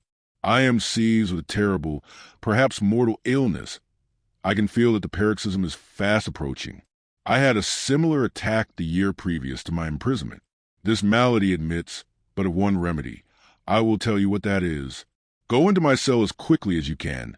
Draw out one of the feet that support the bed. You will find it has been hollowed out for the purpose of containing a small phial. You will see they're half filled with red-looking fluid. Bring it to me, or rather, no. I may be found here. Therefore, help me back to my room while I have the strength to drag myself along. Who knows what may happen, or how long the attack may last. In spite of the magnitude of the misfortune which thus suddenly frustrated his hopes, Dantès did not lose his presence of mind, but descended into the passage, dragging his unfortunate companion with him. Then, half carrying, half supporting him, he managed to reach the abbé's chamber, when he immediately laid the sufferer on his bed. "Thanks," said the poor abbé, shivering as though his veins were filled with ice. "I am about besieged with a fit of catalepsy. When it comes to its height, I shall probably lie still and motionless as though dead, uttering neither sigh nor groan. On the other hand, the symptoms may be much more violent, and cause me to fall into fearful convulsions, foam at the mouth, and cry out loudly. Take care my cries are not heard, for there is more than probable I should be removed to another part of the prison, and we be separated forever. When I become quite motionless, cold, and rigid as a corpse, then, and not before, be careful about this. Force open my teeth with a knife, pour from 8 to 10 drops of the liquor contained in the phial down my throat, and I may perhaps revive." "Perhaps!" exclaimed Dantès in grief-stricken tones. "Help! Help!" cried the abbé. I die. 0229 am so sudden and violent was a fit that the unfortunate prisoner was unable to complete the sentence. A violent convulsion shook his whole frame. His eyes started from their sockets. His mouth was drawn on one side. His cheeks became purple. He struggled, foamed, dashed himself about, and uttered the most dreadful cries, which, however, Dantès prevented from being heard by covering his head with the blanket. The fit lasted 2 hours. Then, more helpless than an infant and colder and paler than marble, more crushed and broken than a reed trampled underfoot, he fell back, doubled up in one last convulsion, and became as rigid as a corpse. Edmond waited till life seemed extinct in the body of his friend. Then, taking up the knife, he with difficulty forced open the closely fixed jaws, carefully administered the appointed number of drops, and anxiously awaited the result. An hour passed away, and the old man gave no sign of returning animation. Dantès began to fear he had delayed too long ere he administered the remedy, and, thrusting his hands into his hair, continued gazing on the lifeless features of his friend. At length a slight color tinged the livid cheeks. Consciousness returned to the dull, open eyeballs. A faint sigh issued from the lips, and the sufferer made a feeble effort to move. "He is saved! He is saved!" cried Dantès in a paroxysm of delight. The sick man was not yet able to speak, but he pointed with evident anxiety towards the door. Dantès listened, and plainly distinguished the approaching steps of the jailer. It was therefore near 7 o'clock, but Edmond's anxiety had put all thoughts of time out of his head. The young man sprang to the entrance, darted through it, carefully drawn stone over the opening, and hurried to the cell. He had scarcely done so before the door opened, and the jailer saw the prisoner seated as usual on the side of his bed. Almost before the key had turned in the lock, and before the departing steps of the jailer had died away in the long corridor he had to traverse, Dantès, whose restless anxiety concerning his friend left him no desire to touch the food brought him, hurried back to the abbé's chamber, and raising the stone by pressing his head against it, was soon beside the sick man's couch. Faria had now fully regained his consciousness, but he still lay helpless and exhausted on his miserable bed. "I did not expect to see you again," said he feebly to Dantès. "And why not?" asked the young man. "Did you fancy yourself dying?" "No, I had no such idea, but, knowing that all was ready for flight, I thought you might have made your escape." The deep glow of indignation suffused the cheeks of Dantès. "Without you? Did you really think me capable of that?" "At least," said the abbé, "I now see how wrong such an opinion would have been. Alas, alas! I am fearfully exhausted and debilitated by this attack." "Be of good cheer," replied Dantès. "Your strength will return." And as he spoke, he seated himself near the bed beside Faria, and took his hands. The abbé shook his head. "The last attack I had," said he, "lasted but half an hour, and after I was hungry and got up without help. Now I can move neither my right arm nor leg, and my head seems uncomfortable, which shows that there has been a suffusion of blood on the brain. The third attack will either carry me off or leave me paralyzed for life." "No, no," cried Dantès. "You are mistaken. You will not die. And your third attack, if indeed you should have another, will find you at liberty. We shall save you another time, as we have done this, only with a better chance of success, because we shall be able to command every requisite assistance." "My good Edmond," answered the abbé, "be not deceived. The attack which has just passed away condemns me forever to the walls of a prison. None can fly from a dungeon who cannot walk. Well, we will wait a week, a month, 2 months if need be, and meanwhile your strength will return. Everything is in readiness for our flight, and we can select any time we choose. As soon as you feel able to swim, we will go." "I shall never swim again," replied Faria. "This arm is paralyzed, not for a time, but forever. Lift it, and judge if I am mistaken." The young man raised the arm, which fell back by its own weight, perfectly inanimate and helpless. A sigh escaped him. "You are convinced now, Edmond, are you not?" asked the abbé. "Depend upon it, I know what I say. Since the first attack I experienced of this malady, I have continually reflected on it. Indeed, I expected it, for it is a family inheritance. Both my father and grandfather died of it in a third attack. The physician who prepared for me the remedy I have twice successfully taken was no other than the celebrated Cabanis, and he predicted a similar end for me." 0233M. "The physician may be mistaken," exclaimed Dantès. "And as for your poor arm, what difference will that make? I can take you on my shoulders and swim for both of us." "My son," said the abbé, "you, who are a sailor and a swimmer, must know as well as I do that a man so loaded would sink before he had done 50 strokes. Cease, then, to allow yourself to be duped by vain hopes that even your own excellent heart refuses to believe in.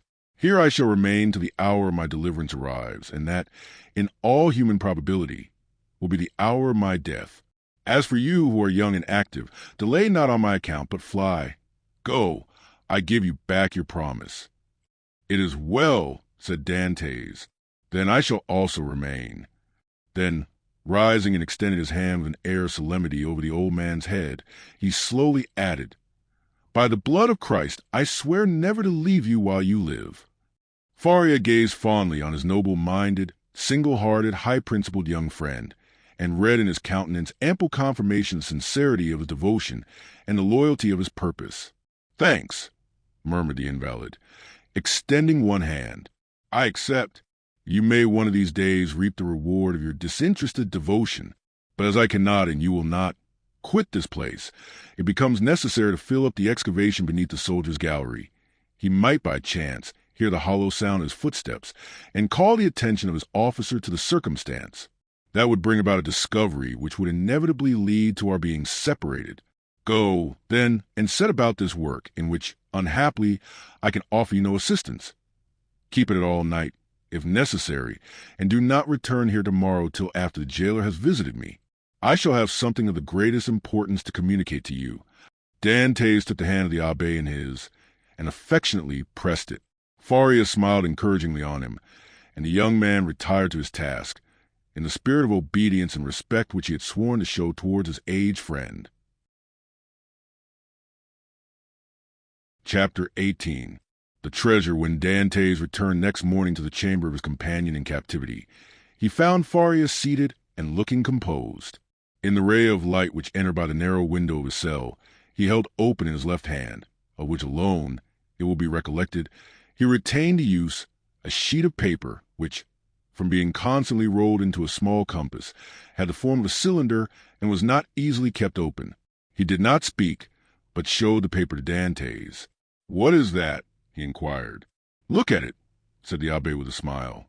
"I have looked at it with all possible attention," said Dantès, "and I only see a half-burned paper, on which are traces of Gothic characters inscribed with peculiar kind of ink." "This paper, my friend," said Faria, "I may now avow to you, since I have the proof of your fidelity. This paper is my treasure, of which, from this day forth, one half belongs to you." The sweat started forth on Dantès' brow. Until this day, and for how long a time, he had refrained from talking of the treasure, which had brought upon the abbé the accusation of madness. With his instinctive delicacy, Edmond had preferred avoiding any touch on this painful chord, and Faria had been equally silent. He had taken the silence of the old man for a return to reason, and now these few words uttered by Faria, after so painful a crisis, seemed to indicate a serious relapse into mental alienation. "Your treasure?" stammered Dantès. Faria smiled. "Yes," said he.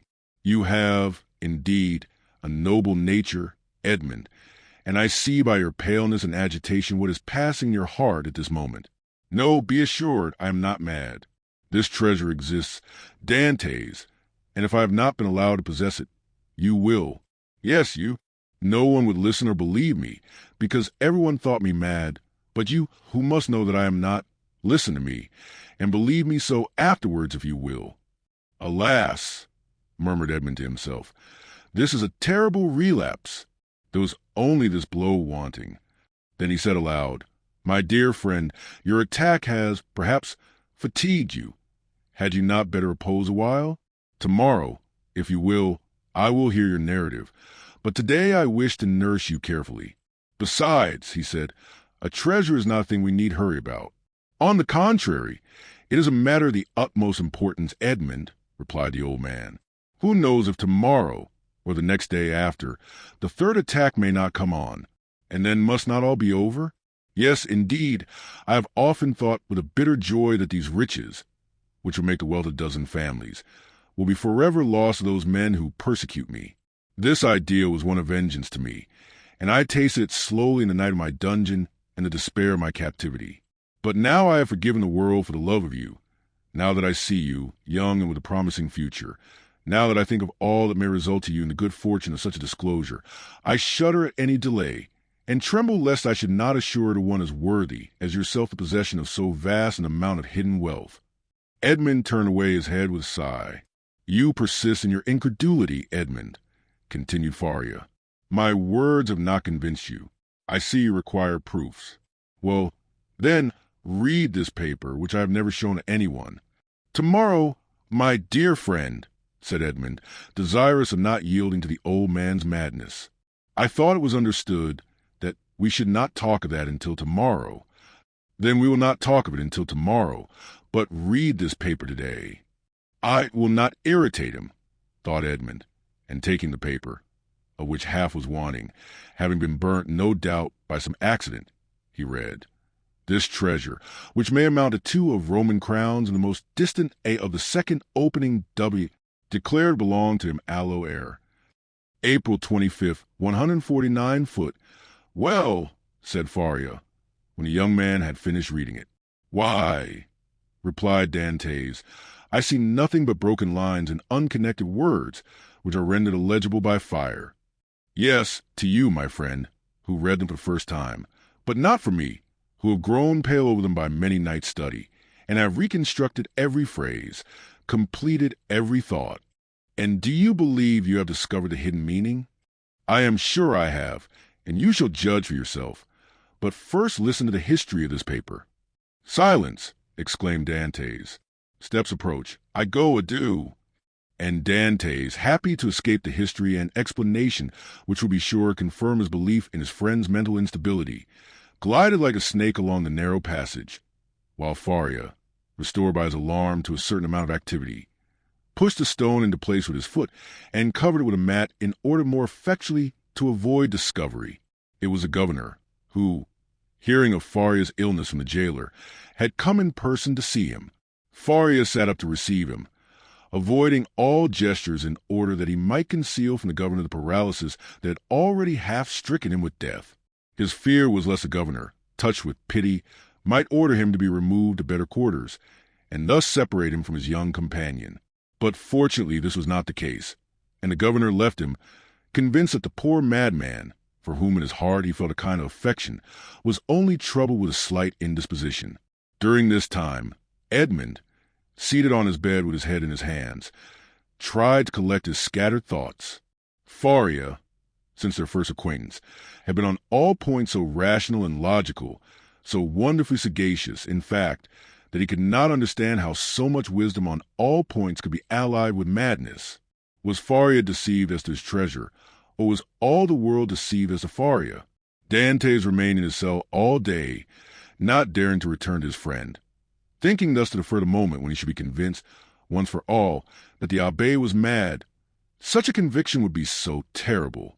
But towards the evening, after the hour for the customary visit had gone by, Faria, not seeing the young man appear, tried to move and get over the distance which separated them. Edmond shuddered when he heard the painful efforts which the old man made to drag himself along. His leg was inert, and he could no longer make use of one arm. Edmond was obliged to assist him, for otherwise he would not have been able to enter by the small aperture which led to Dantès' chamber. "Here I am, pursuing you remorselessly," he said with a benignant smile. "You thought to escape my munificence, but it is in vain. Listen to me." Edmond saw there was no escape, and placing the old man on his bed, he seated himself on the stool beside him. "You know," said the abbé, "that I was the secretary and intimate friend of Cardinal Spada, the last of the princes of that name. I owe to this worthy lord all the happiness I ever knew. He was not rich, although the wealth of his family had passed into a proverb, and I heard the phrase very often, as rich as a Spada. But he, like public rumor, lived on this reputation for wealth. His palace was my paradise. I was tutor to his nephews, who are dead, and when he was alone in the world, I tried by absolute devotion to his will to make up to him all he had done for me during 10 years of unremitting kindness. The cardinal's house had no secrets from me. I had often seen my noble patron annotating ancient volumes, and eagerly searching amongst dusty family manuscripts. One day, when I was reproaching him for his unavailing searches, and deploring the prostration of mind that followed them, he looked at me, and, smiling bitterly, opened a volume relating to the history of the city of Rome. There, in the 20th chapter of the life of Pope Alexander VI, were the following lines which I can never forget. The great wars of Romagna had ended. Caesar Borgia, who had completed his conquest, had need of money to purchase all Italy. The Pope had also need of money to bring matters to an end with Louis XII, King of France, who was formidable still in spite of his recent reverses, and it was necessary, therefore, to have recourse to some profitable scheme, which was a matter of great difficulty in the impoverished condition of exhausted Italy. His Holiness had an idea. He determined to make 2 cardinals. By choosing 2 of the greatest personages of Rome, especially rich men, this was a return the Holy Father looked for. In the first place, he could sell the great appointments and splendid offices which the cardinals already held. And then he had the 2 hats to sell besides.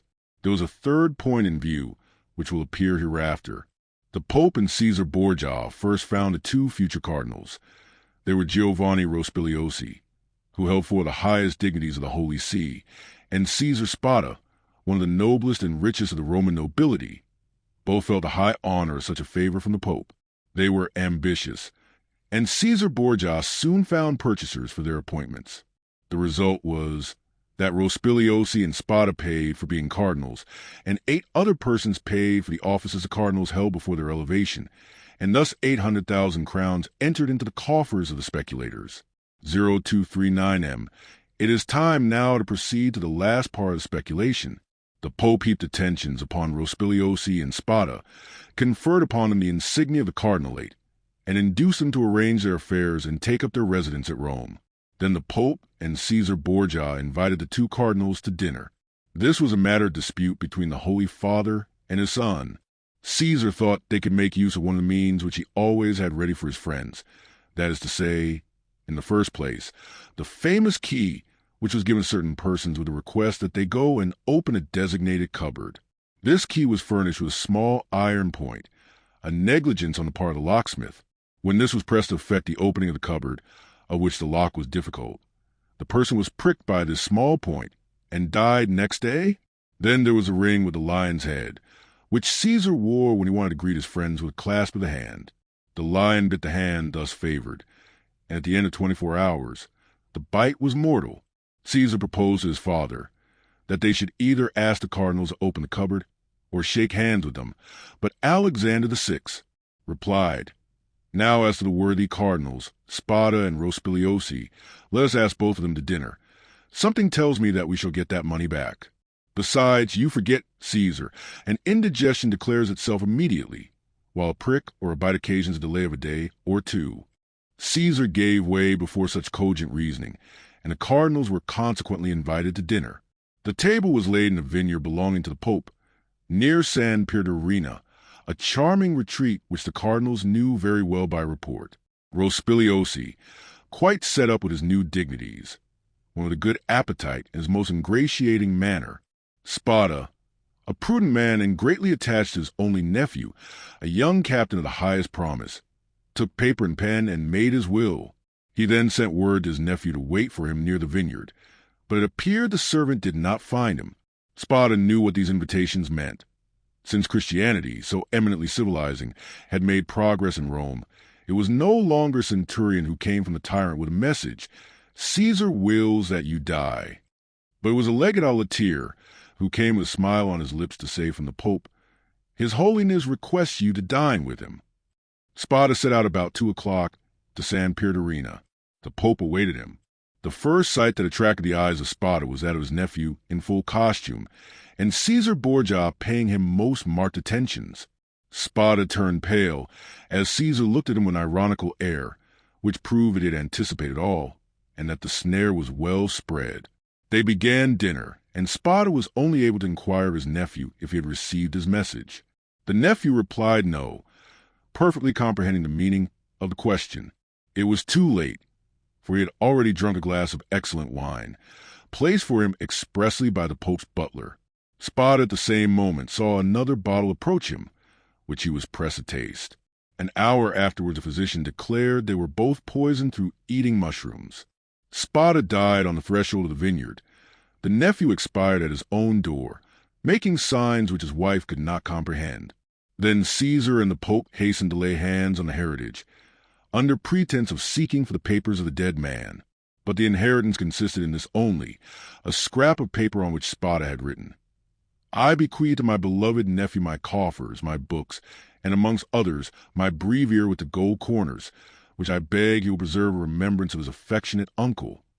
The heirs sought everywhere, admired the breviary, laid hands on the furniture, and were greatly astonished that Spada, the rich man, was really the most miserable of uncles. No treasures, unless they were those of science, contained in the library and laboratories. That was all. Caesar and his father searched, examined, scrutinized, but found nothing, or at least very little, not exceeding a few thousand crowns in plate, and about the same in ready money. But the nephew had time to say to his wife before he expired, "Look well among my uncle's papers. There is a will." They sought even more thoroughly than the august heirs had done, but it was fruitless. There were 2 palaces in a vineyard behind the Palatine Hill, but in these days landed property had not much value, and the 2 palaces in the vineyard remained to the family, since they were beneath the rapacity of the Pope and his son. Months and years rolled on. Alexander VI died poisoned, you know by what mistake. Caesar, poisoned at the same time, escaped by shedding his skin like a snake. But the new skin was spotted by the poison until it looked like a tiger's. Then, compelled to quit Rome, he went and got himself obscurely killed in a night skirmish, scarcely noticed in history. After the Pope's death and his son's exile, it was supposed that the Spada family would resume the splendid position they had held before the cardinal's time. But this was not the case. The Spadas remained in doubtful ease. A mystery hung over this dark affair, and the public rumor was that Caesar, a better politician than his father, had carried off from the Pope the fortune of the 2 cardinals. I say the 2, because Cardinal Rospigliosi, who had not taken any precaution, was completely despoiled. "Up to this point," said Faria, interrupting the thread of his narrative, "this seems to you very meaningless, no doubt, eh?" "Oh, my friend," cried Dantès, "on the contrary, it seems as if I were reading a most interesting narrative. Go on, I beg of you." "I will." The family began to get accustomed to their obscurity. Years rolled on, and amongst the descendants some were soldiers, others diplomatists, some churchmen, some bankers. Some grew rich, and some were ruined. I come now to the last of the family, whose secretary I was, the Count of Spada.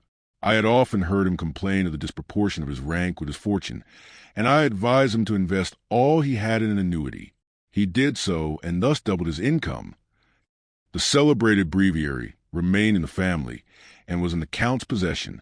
It had been handed down from father to son, for the singular clause of the only will that had been found had caused it to be regarded as a genuine relic, preserved in the family with superstitious veneration. It was an illuminated book with beautiful Gothic characters, and so weighty with gold that a servant always carried it before the cardinal on days of great solemnity. At the sight of papers of all sorts, titles, contracts, parchments, which were kept in the archives of the family, all descending from the poisoned cardinal, I in my turn examined the immense bundles of documents, like 20 servitors, stewards, secretaries before me. But in spite of the most exhaustive researches, I found nothing. Yet I had even written a precise history of the Borgia family, for the sole purpose of assuring myself whether any increase of fortune had occurred to them on the death of the Cardinal Caesar Spada, but could only trace the acquisition of the property of the Cardinal Rospigliosi, his companion in misfortune. I was then almost assured that the inheritance had neither profited the Borgias nor the family, but had remained unpossessed like the treasures of the Arabian Nights, which slept in the bosom of the earth under the eyes of a genie. I searched, ransacked, counted, calculated 1,000 times the income and expenditure of the family for 300 years. It was useless. I remained in my ignorance, and the Count of Spada in his poverty. My patron died. He had reserved from his annuity his family papers, his library, composed of 5,000 volumes, and his famous breviary. All these he bequeathed to me, with 1,000 Roman crowns, which he had in ready money, on condition that I would have anniversary masses said for the repose of his soul, and that I would draw up a genealogical tree and history of his house. All this I did scrupulously. Be easy, my dear Edmond, we are near the conclusion. In 1807, a month before I was arrested, and a fortnight after the death of the Count of Spada, on the 25th of December, you will see presently how the date became fixed in my memory, I was reading for 1,000th time the papers I was arranging, for the palace was sold to a stranger, and I was going to leave Rome and settle at Florence, intending to take with me 12,000 francs I possessed, my library, and the famous breviary, when, tired with my constant labor at the same thing, and overcome by a heavy dinner I had eaten, my head dropped on my hands, and I fell asleep about 3 o'clock in the afternoon. 0243 M. I awoke as the clock was striking 6. I raised my head. I was in utter darkness. I rang for a light, but as no one came, I determined to find one for myself. It was indeed but anticipating the simple manners which I should soon be under the necessity of adopting. I took a wax candle in one hand, and with the other groped about for a piece of paper, my matchbox being empty, with which I proposed to get a light from the small flame still playing on the embers.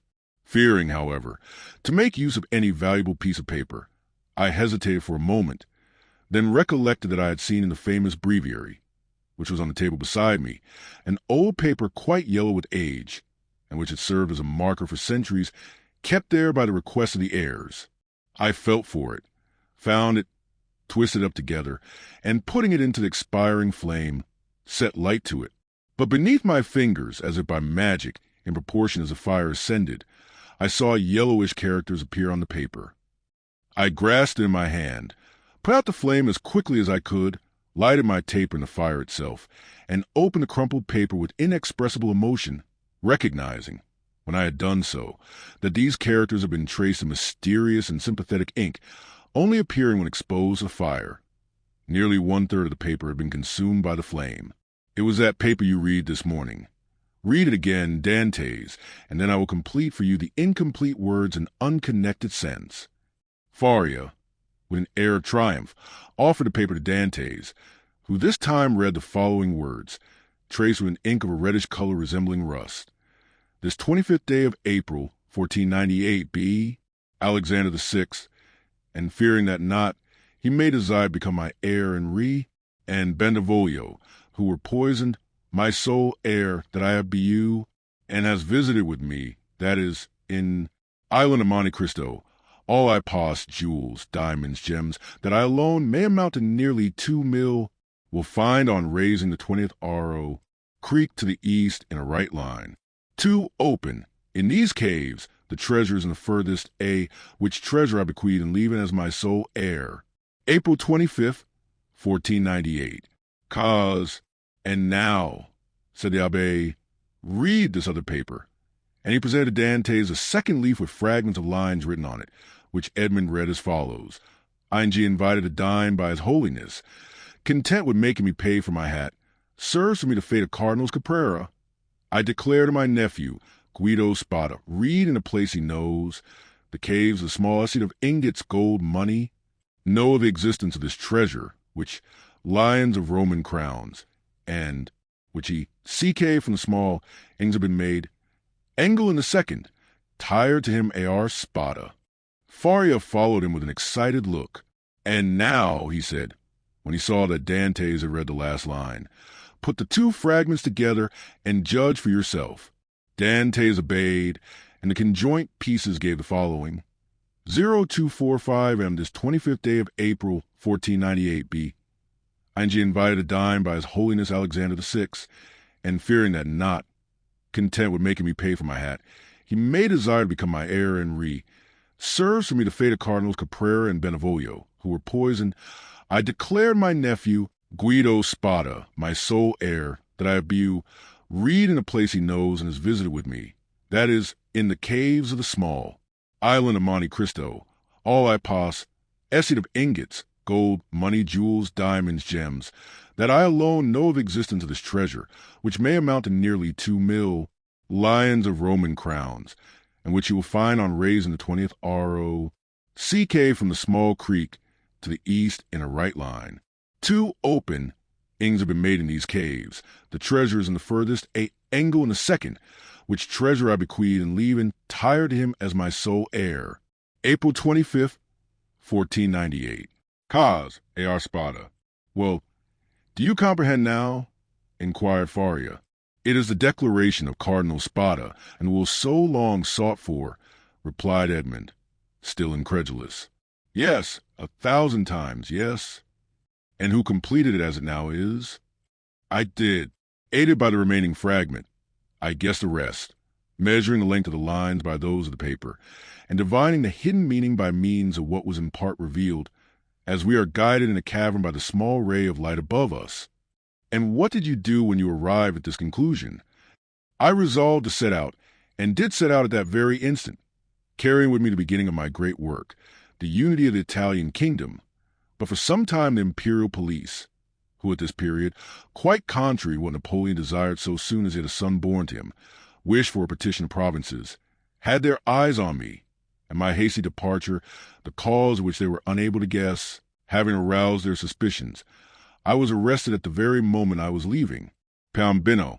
Now, continued Faria, addressing Dantès with an almost paternal expression, now, my dear fellow, you know as much as I do myself.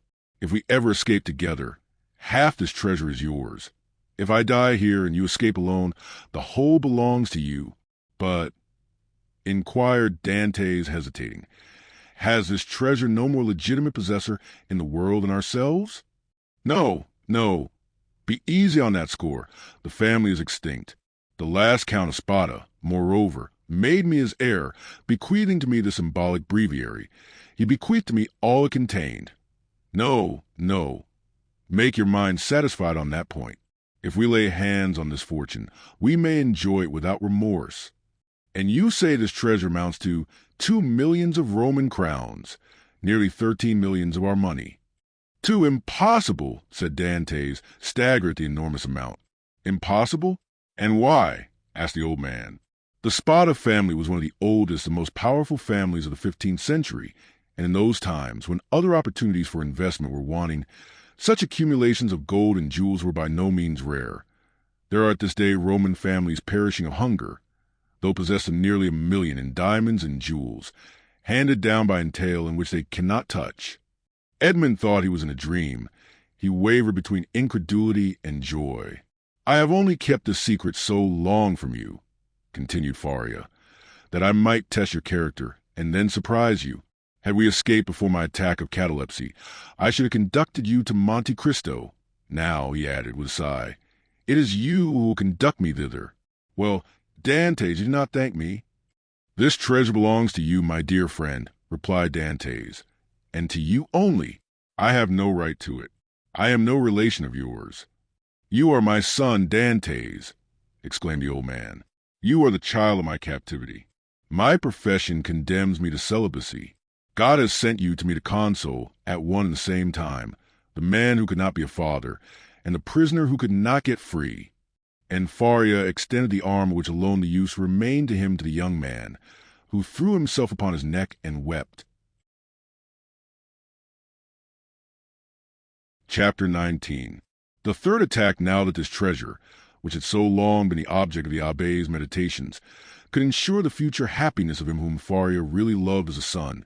It had doubled its value in his eyes, and every day he expatiated on the amount, explained to Dantès all the good which, with 13 or 14 millions of francs, a man could do in these days to his friends.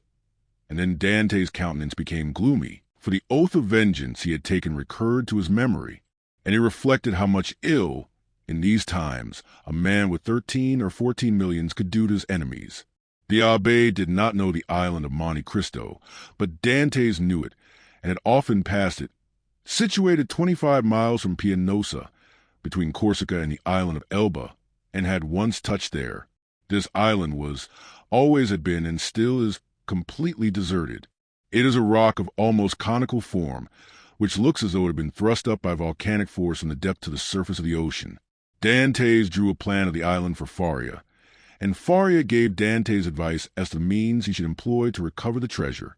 But Dantès was far from being as enthusiastic and confident as the old man.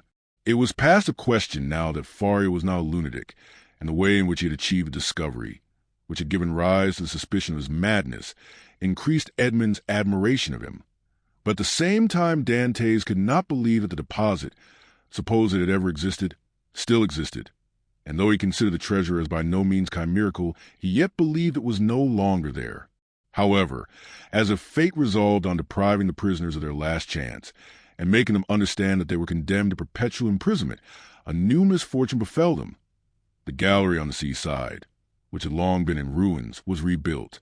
They had repaired it completely, and stopped up with vast masses of stone. The hole Dantès had partly filled in.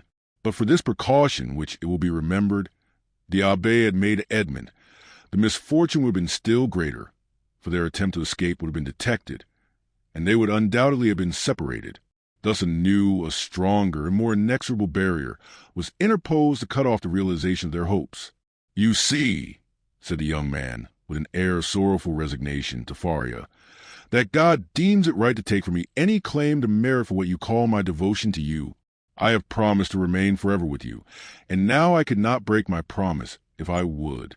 The treasure will be no more mine than yours, and neither of us will quit this prison. But my real treasure is not that, my dear friend, which awaits me beneath the somber rocks of Monte Cristo. It is your presence, our living together 5 or 6 hours a day, in spite of our jailers. It is the rays of intelligence you have elicited from my brain, the languages you have implanted in my memory, and which have taken root there with all their philological ramifications. These different sciences that you have made so easy to me by the depth of the knowledge you possess of them, and the clearness of the principles to which you have reduced them. This is my treasure, my beloved friend, and with this you have made me rich and happy. Believe me, and take comfort, this is better for me than tons of gold and cases of diamonds, even were they not as problematical as the clouds we see in the morning floating over the sea, which we take for terra firma, and which evaporate and vanish as we draw near them. To have you as long as possible near me, to hear your eloquent speech, which embellishes my mind, strengthens my soul, and makes my whole frame capable of great and terrible things, if I should ever be free, so fills my whole existence, that the despair to which I was just on the point of yielding when I knew you, has no longer any hold over me. And this is my fortune, not chimerical, but actual. I owe you my real good, my present happiness, and all the sovereigns of the earth, even Caesar Borgia himself, could not deprive me of this. Thus, if not actually happy, yet the days these two unfortunates passed together went quickly. Faria, who for so long a time had kept silence as to the treasure, now perpetually talked of it, as he had prophesied would be the case. He remained paralyzed in the right arm and the left leg, and had given up all hope of ever enjoying it himself. But he was continually thinking over some means of escape for his young companion, and anticipating the pleasure he would enjoy. For fear the letter might be some day lost or stolen, He compelled Dantès to learn it by heart, and Dantès knew from the first to the last word. Then he destroyed the second portion, assured that if the first were seized, no one would be able to discover its real meaning. Whole hours sometimes passed while Faria was giving instructions to Dantès, instructions which were to serve him when he was at liberty. Then, once free, from the day and hour and moment when he was so, he could have but one only thought, which was to gain Monte Cristo by some means, and remain there alone under some pretext which would arouse no suspicions, and once there, to endeavor to find the wonderful caverns and search in the appointed spot, be it remembered, being the farthest angle in the second opening. In the meanwhile the hours passed, if not rapidly, at least tolerably. Faria, as we have said, without having recovered the use of his hand and foot, had regained all the clearness of his understanding, and had gradually, besides the moral instructions we have detailed, taught his youthful companion the patient and sublime duty of a prisoner who learns to make something from nothing. They were thus perpetually employed, Faria, that he might not see himself grow old, Dantès, for fear of recalling the almost extinct past which now only floated in his memory like a distant light wandering in the night. So life went on for them as it does for those who are not victims of misfortune, and whose activities glide along mechanically and tranquilly beneath the eye of Providence. But beneath this superficial calm there were in the heart of the young man, and perhaps in that of the old man, many repressed desires, many stifled sighs, which found vent when Faria was left alone, and when Edmond returned to his cell. One night Edmond awoke suddenly, believing that he heard someone calling him. He opened his eyes upon utter darkness. His name, or rather a plaintive voice which essayed to pronounce his name, reached him. He sat up in bed, and a cold sweat broke out upon his brow.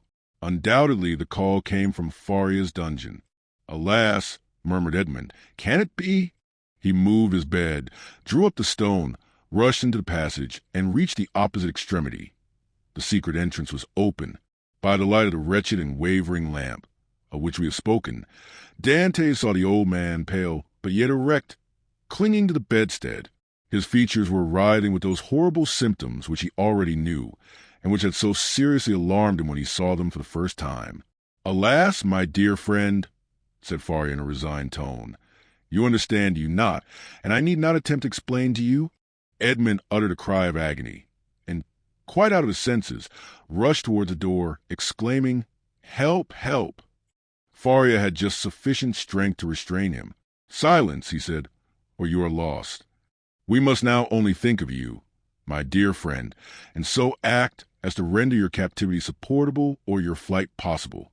It would require years to do again what I have done here, and the results would be instantly destroyed if our jailers knew we had communicated with each other. Besides, be assured, my dear Edmond, the dungeon I am about to leave will not long remain empty. Some other unfortunate being will soon take my place, and to him you will appear like an angel of salvation. Perhaps he will be young, strong, and enduring, like yourself, and will aid you in your escape, while I have been but a hindrance. You will no longer have half a dead body tied to you as a drag to all your movements. At length Providence has done something for you. He restores to you more than he takes away, and it was time I should die." Edmond could only clasp his hands and exclaim, "Oh, my friend, speak not thus." And then resuming all his presence of mind, which had for a moment staggered under this blow, and his strength, which had failed at the words of the old man, he said, "Oh, I have saved you once, and I will save you a second time." And raising for the bed, he drew out the phial, still a third filled with the red liquor. "See," he exclaimed, "there remains still some of the magic draught. Quick, quick, tell me what I must do this time. Are there any fresh instructions? Speak, my friend, I listen." "There is not a hope," replied Faria, shaking his head. "But no matter.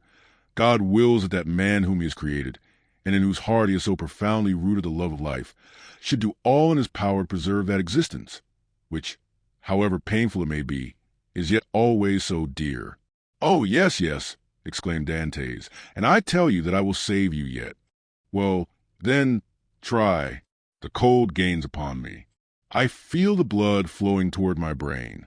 These horrible chills, which make my teeth chatter and seem to dislocate my bones, begin to pervade my whole frame. In 5 minutes the malady will reach its height, and in a quarter of an hour there will be nothing left of me but a corpse. "Oh, exclaimed Dantès, his heart wrung with anguish.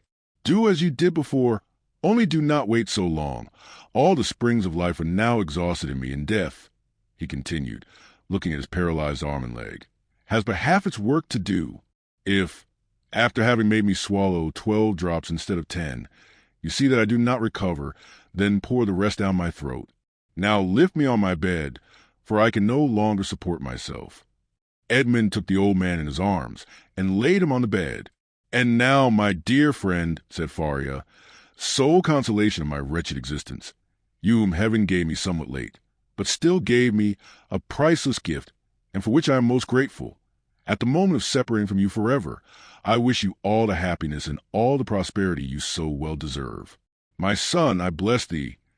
The young man cast himself on his knees, leaning his head against the old man's bed. "Listen now to what I say in this my dying moment. The treasure of the Spadas exists. God grants me the boon of vision unrestricted by time or space. I see it in the depths of the inner cavern. My eyes pierce the inmost recesses of the earth, and are dazzled at the sight of so much riches. If you do escape, remember that the poor abbé, whom all the world called mad, was not so. Hasten to Monte Cristo. Avail yourself of the fortune, for you have indeed suffered long enough." A violent convulsion attacked the old man. Dantès raised his head and saw Faria's eyes injected with blood. It seemed as if a flow of blood had ascended from the chest to the head. "Adieu, adieu," murmured the old man, clasping Edmond's hand convulsively. "Adieu." "Oh, no, no, not yet," he cried. "Do not forsake me. Oh, succor him. Help, help, help." "Hush, hush," murmured the dying man, "that they may not separate us if you save me." "You are right." "Oh, yes, yes. Be assured I shall save you. Besides, although you suffer much, you do not seem to be in such agony as you were before. Do not mistake. I suffer less because there is in me less strength to endure. At your age we have faith in life. It is a privilege of youth to believe and hope, but old men see death more clearly. Oh, 'tis here, 'tis here, 'tis over. My sight is gone, my senses fail. Your hand, Dantès. Adieu, adieu." And raising himself by a final effort, in which he summoned all his faculties, he said, "Monte Cristo, forget not Monte Cristo." And he fell back on the bed. The crisis was terrible, and a rigid form with twisted limbs, swollen eyelids, and lips flecked with bloody foam lay on the bed of torture, in place of the intellectual being who so lately rested there. Dantès took the lamp, placed it on a projecting stone above the bed, when its tremulous light fell with strange and fantastic ray on the distorted countenance and motionless, stiffened body. With steady gaze, he awaited confidently the moment for administering the restorative. When he believed that the right moment had arrived, he took the knife, pried open the teeth, which offered less resistance than before, counted one after the other 12 drops, and watched. The phial contained perhaps twice as much more. He waited 10 minutes, a quarter of an hour, half an hour. No change took place. Trembling, his hair erect, his brow bathed with perspiration, he counted the seconds by the beating of his heart. Then he thought it was time to make the last trial, and he put the phial to the purple lips of Faria, and without having occasion to force open his jaws, which had remained extended, he poured the whole of the liquid down his throat. 0255 and the draught produced a galvanic effect. A violent trembling pervaded the old man's limbs. His eyes opened until it was fearful to gaze upon them. He heaved a sigh which resembled a shriek, and then his convulsed body returned gradually to its former immobility, the eyes remaining open. Half an hour and a half elapsed, and during this period of anguish, Edmond leaned over his friend, his hand applied to his heart, and felt the body gradually grow cold, and the heart's pulsation become more and more deep and dull, until at length it stopped. The last movement of the heart ceased. The face became livid. The eyes remained open, but the eyeballs were glazed. It was 6 o'clock in the morning. The dawn was just breaking, and its feeble ray came into the dungeon and paled the ineffectual light of the lamp. Strange shadows passed over the countenance of the dead man, and at times gave it the appearance of life. While the struggle between day and night lasted, Dantès still doubted. But as soon as the daylight gained preeminence, he saw that he was alone with a corpse. Then an invincible and extreme terror seized upon him. and he dared not again press the hand that hung out of bed. He dared no longer to gaze on those fixed and vacant eyes, which he tried many times to close, but in vain. They opened again as soon as shut. He extinguished the lamp, carefully concealed it, and then went away, closing as well as he could the entrance to the secret passage by the large stone as he descended. It was time, for the jailer was coming.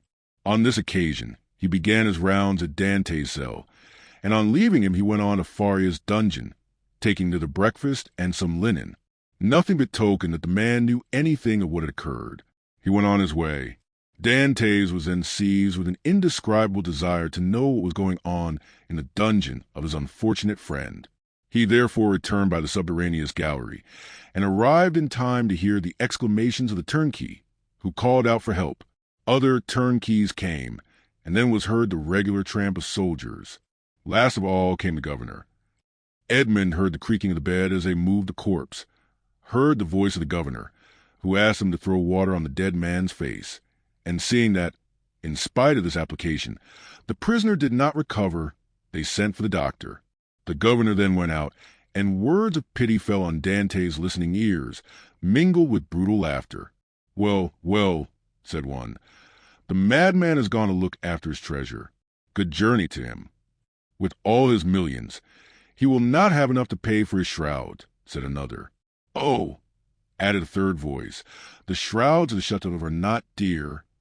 0257M perhaps, said one of the previous speakers. As he was a churchman, they may go some expenses behalf. They may give him the honors of the sack. Edmond did not lose a word, but comprehended very little of what was said.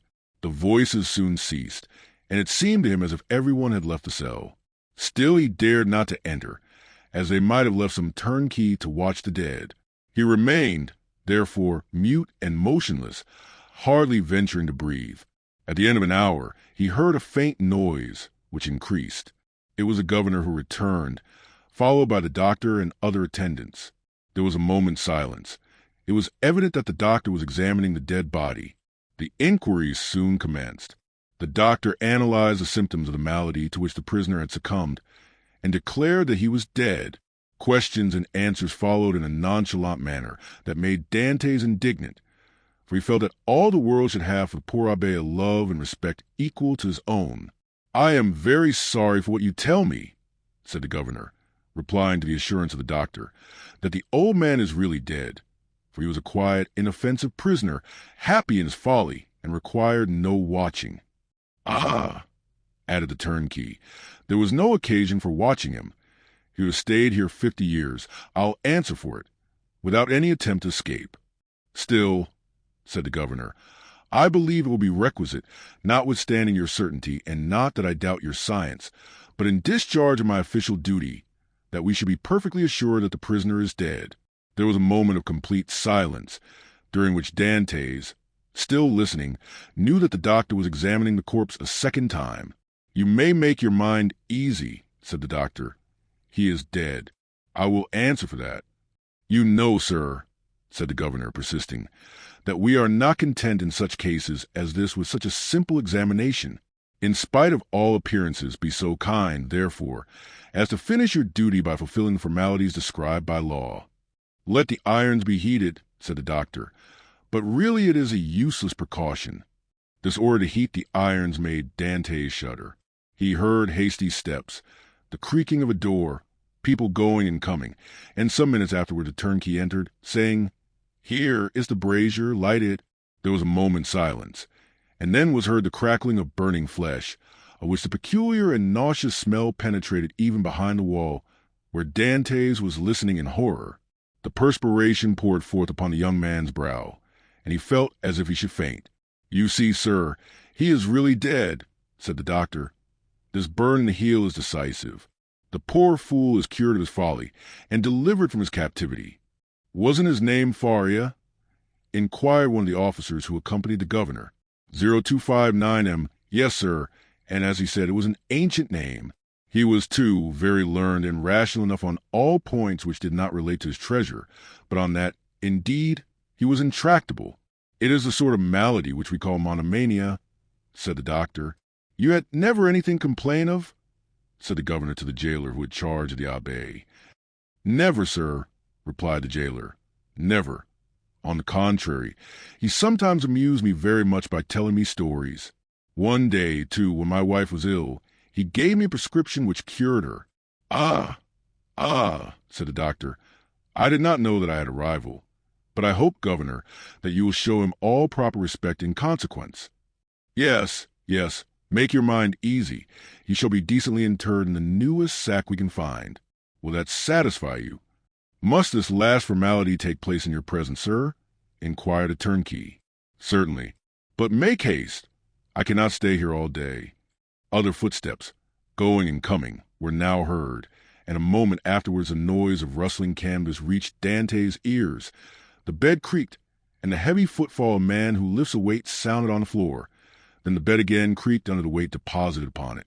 "This evening," said the governor. "Will there be any mass?" asked one of the attendants. "That is impossible," replied the governor. "The chaplain of the chateau came to me yesterday to beg for leave of absence in order to take a trip to Hyères for a week. I told him I would attend to the prisoners in his absence. If the poor abbé had not been in such a hurry, he might have had his requiem." "Pooh, said the doctor, with the impiety usual in persons of his profession. "He is a churchman.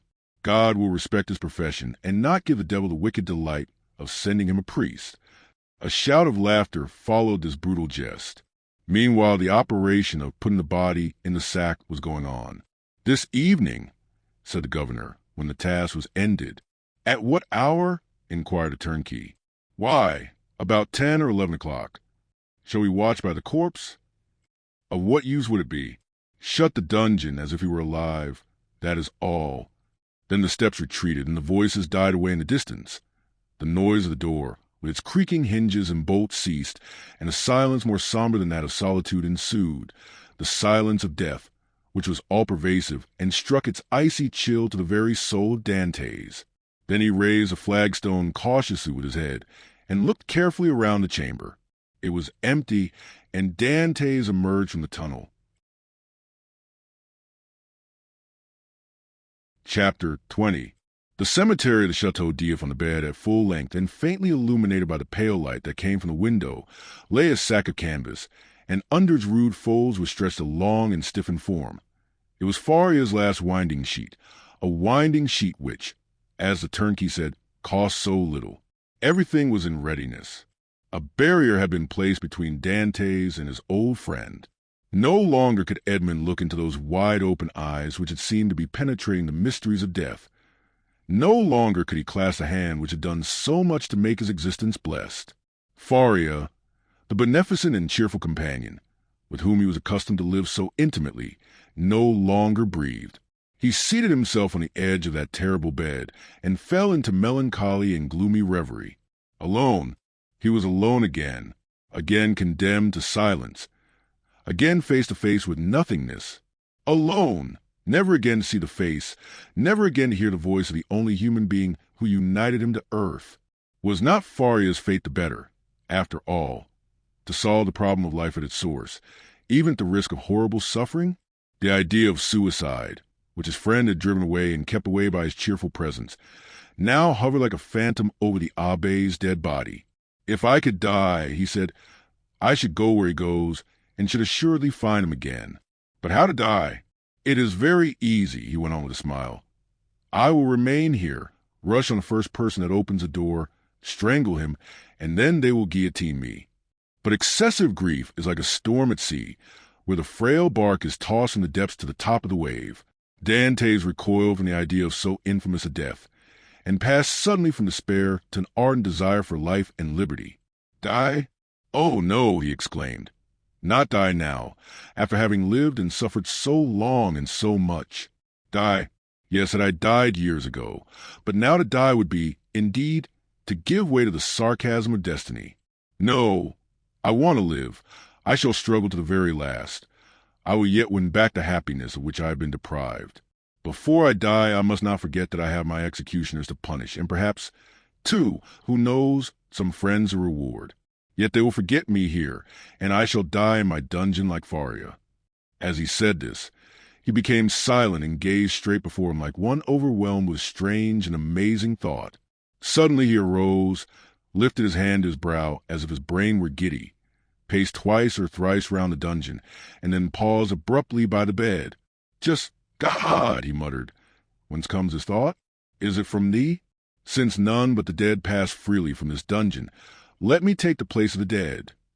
Without giving himself time to reconsider his decision, and indeed that he might not allow his thoughts to be distracted from his desperate resolution, he bent over the appalling shroud, opened it with a knife which Faria had made, drew the corpse from the sack, and bore it along the tunnel to his own chamber, laid it on his couch, tied around his head the rag he wore at night around his own, covered it with his counterpane, once again kissed the ice-cold brow, and tried vainly to close the resisting eyes, which glared horribly, turned the head towards the wall, so that the jailer might, when he brought the evening meal, believe that he was asleep, as was his frequent custom, entered the tunnel again, drew the bed against the wall, returned to the other cell, took from the hiding-place the needle and thread, flung off his rags, that they might feel only naked flesh beneath the coarse canvas, and getting inside the sack, placed himself in the posture in which the dead body had been, laid and sewed up the mouth of the sack from inside. He would have been discovered by the beating of his heart, if by any mischance the jailers had entered at that moment. Dantès might have waited until the evening visit was over, but he was afraid that the governor would change his mind, and order the dead body to be removed earlier. In that case his last hope would have been destroyed. Now his plans were fully made, and this is what he intended to do. If while he was being carried out the grave diggers should discover that they were bearing alive instead of a dead body, Dantès did not intend to give them time to recognize him.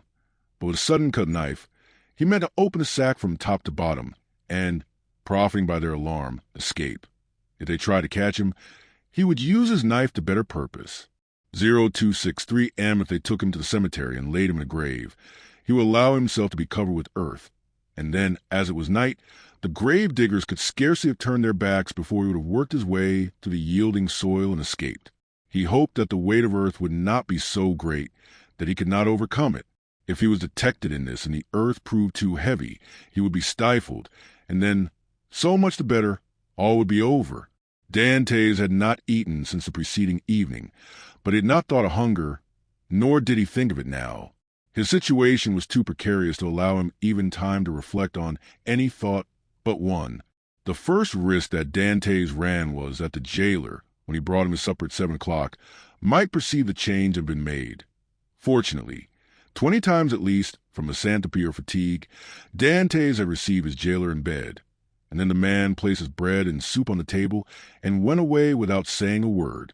This time the jailer might not be as silent as usual, but speak to Dantès, and seeing that he received no reply, go to bed and thus discover all. When 7 o'clock came, Dantès' agony really began. His hand placed upon his heart was unable to redress its throbbings, while with the other he wiped the perspiration from his temples. From time to time chills ran through his whole body, and clutched his heart in a grasp of ice. Then he thought he was going to die. Yet the hours passed on without any unusual disturbance, and Dantès knew that he had escaped the first peril. It was a good augury. At length, about the hour the governor had appointed, footsteps were heard on the stairs. Edmond felt that the moment had arrived, summoned up all his courage, held his breath, and would have been happy if at the same time he could have repressed the throbbing of his veins. The footsteps, they were double, paused at the door, and Dantès guessed that the 2 grave diggers had come to seek him. This idea was soon converted into certainty, when he heard the noise they made in putting down the hand-bier. The door opened, and a dim light reached Dantès' eyes to the coarse sack that covered him.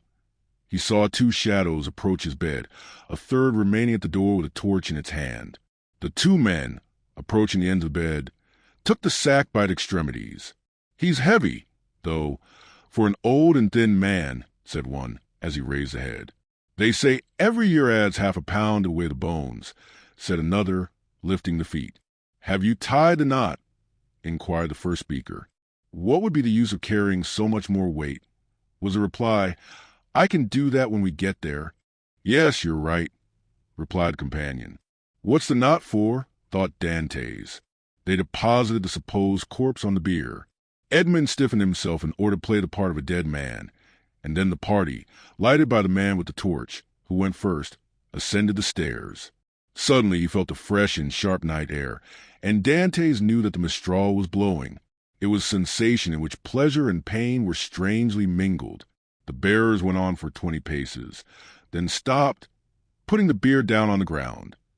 One of them went away, and Dantès heard his shoes striking on the pavement. "Where am I?" he asked himself. "Really, he is by no means a light load," said the other bearer, sitting on the edge of the hand-barrow. Dantès' first impulse was to escape, but fortunately he did not attempt it. "Give us a light," said the other bearer, "or I shall never find what I am looking for."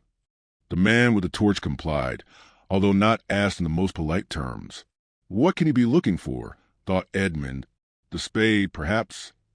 An exclamation of satisfaction indicated that the grave digger had found the object of his search. "Here it is at last," he said. "Not without some trouble, though." "Yes," was the answer, "but it has lost nothing by waiting." As he said this, the man came towards Edmond, who heard a heavy metallic substance laid down beside him, and at the same moment a cord was fastened round his feet with sudden and painful violence. "Well, have you tied the knot?" inquired the grave digger, who was looking on. "Yes, and pretty tight too, I can tell you," was the answer. "Move on, then." And the bier was lifted once more, and they proceeded. They advanced 50 paces farther, and then stopped to open a door, then went forward again. The noise of the waves dashing against the rocks on which the chateau was built reached Dantès' ear distinctly as they went forward. "Bad weather," observed one of the bearers. "Not a pleasant night for a dip in the sea." "Why? Yes, the abbé runs a chance of being wet," said the other, and then there was a burst of brutal laughter. Dantès did not comprehend the jest, but his hair stood erect on his head. "Well, here we are at last," said one of them. A little farther," said the other. "You know very well that the last was stopped on his way, dashed on the rocks, and the governor told us next day that we were careless fellows." They ascended 5 or 6 more steps, and then Dantès felt that they took him, one by the head and the other by the heels, and swung him to and fro.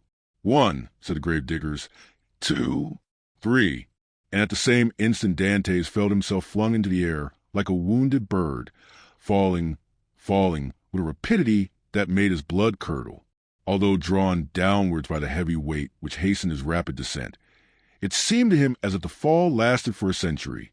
At last, with a horrible splash, he darted like an arrow into the ice-cold water, and as he did so he uttered a shrill cry, stifled in a moment by his immersion beneath the waves. Dantès had been flung into the sea and was dragged into its depths by a 36-pound shot tied to his feet. The sea is the cemetery of the Château d'If,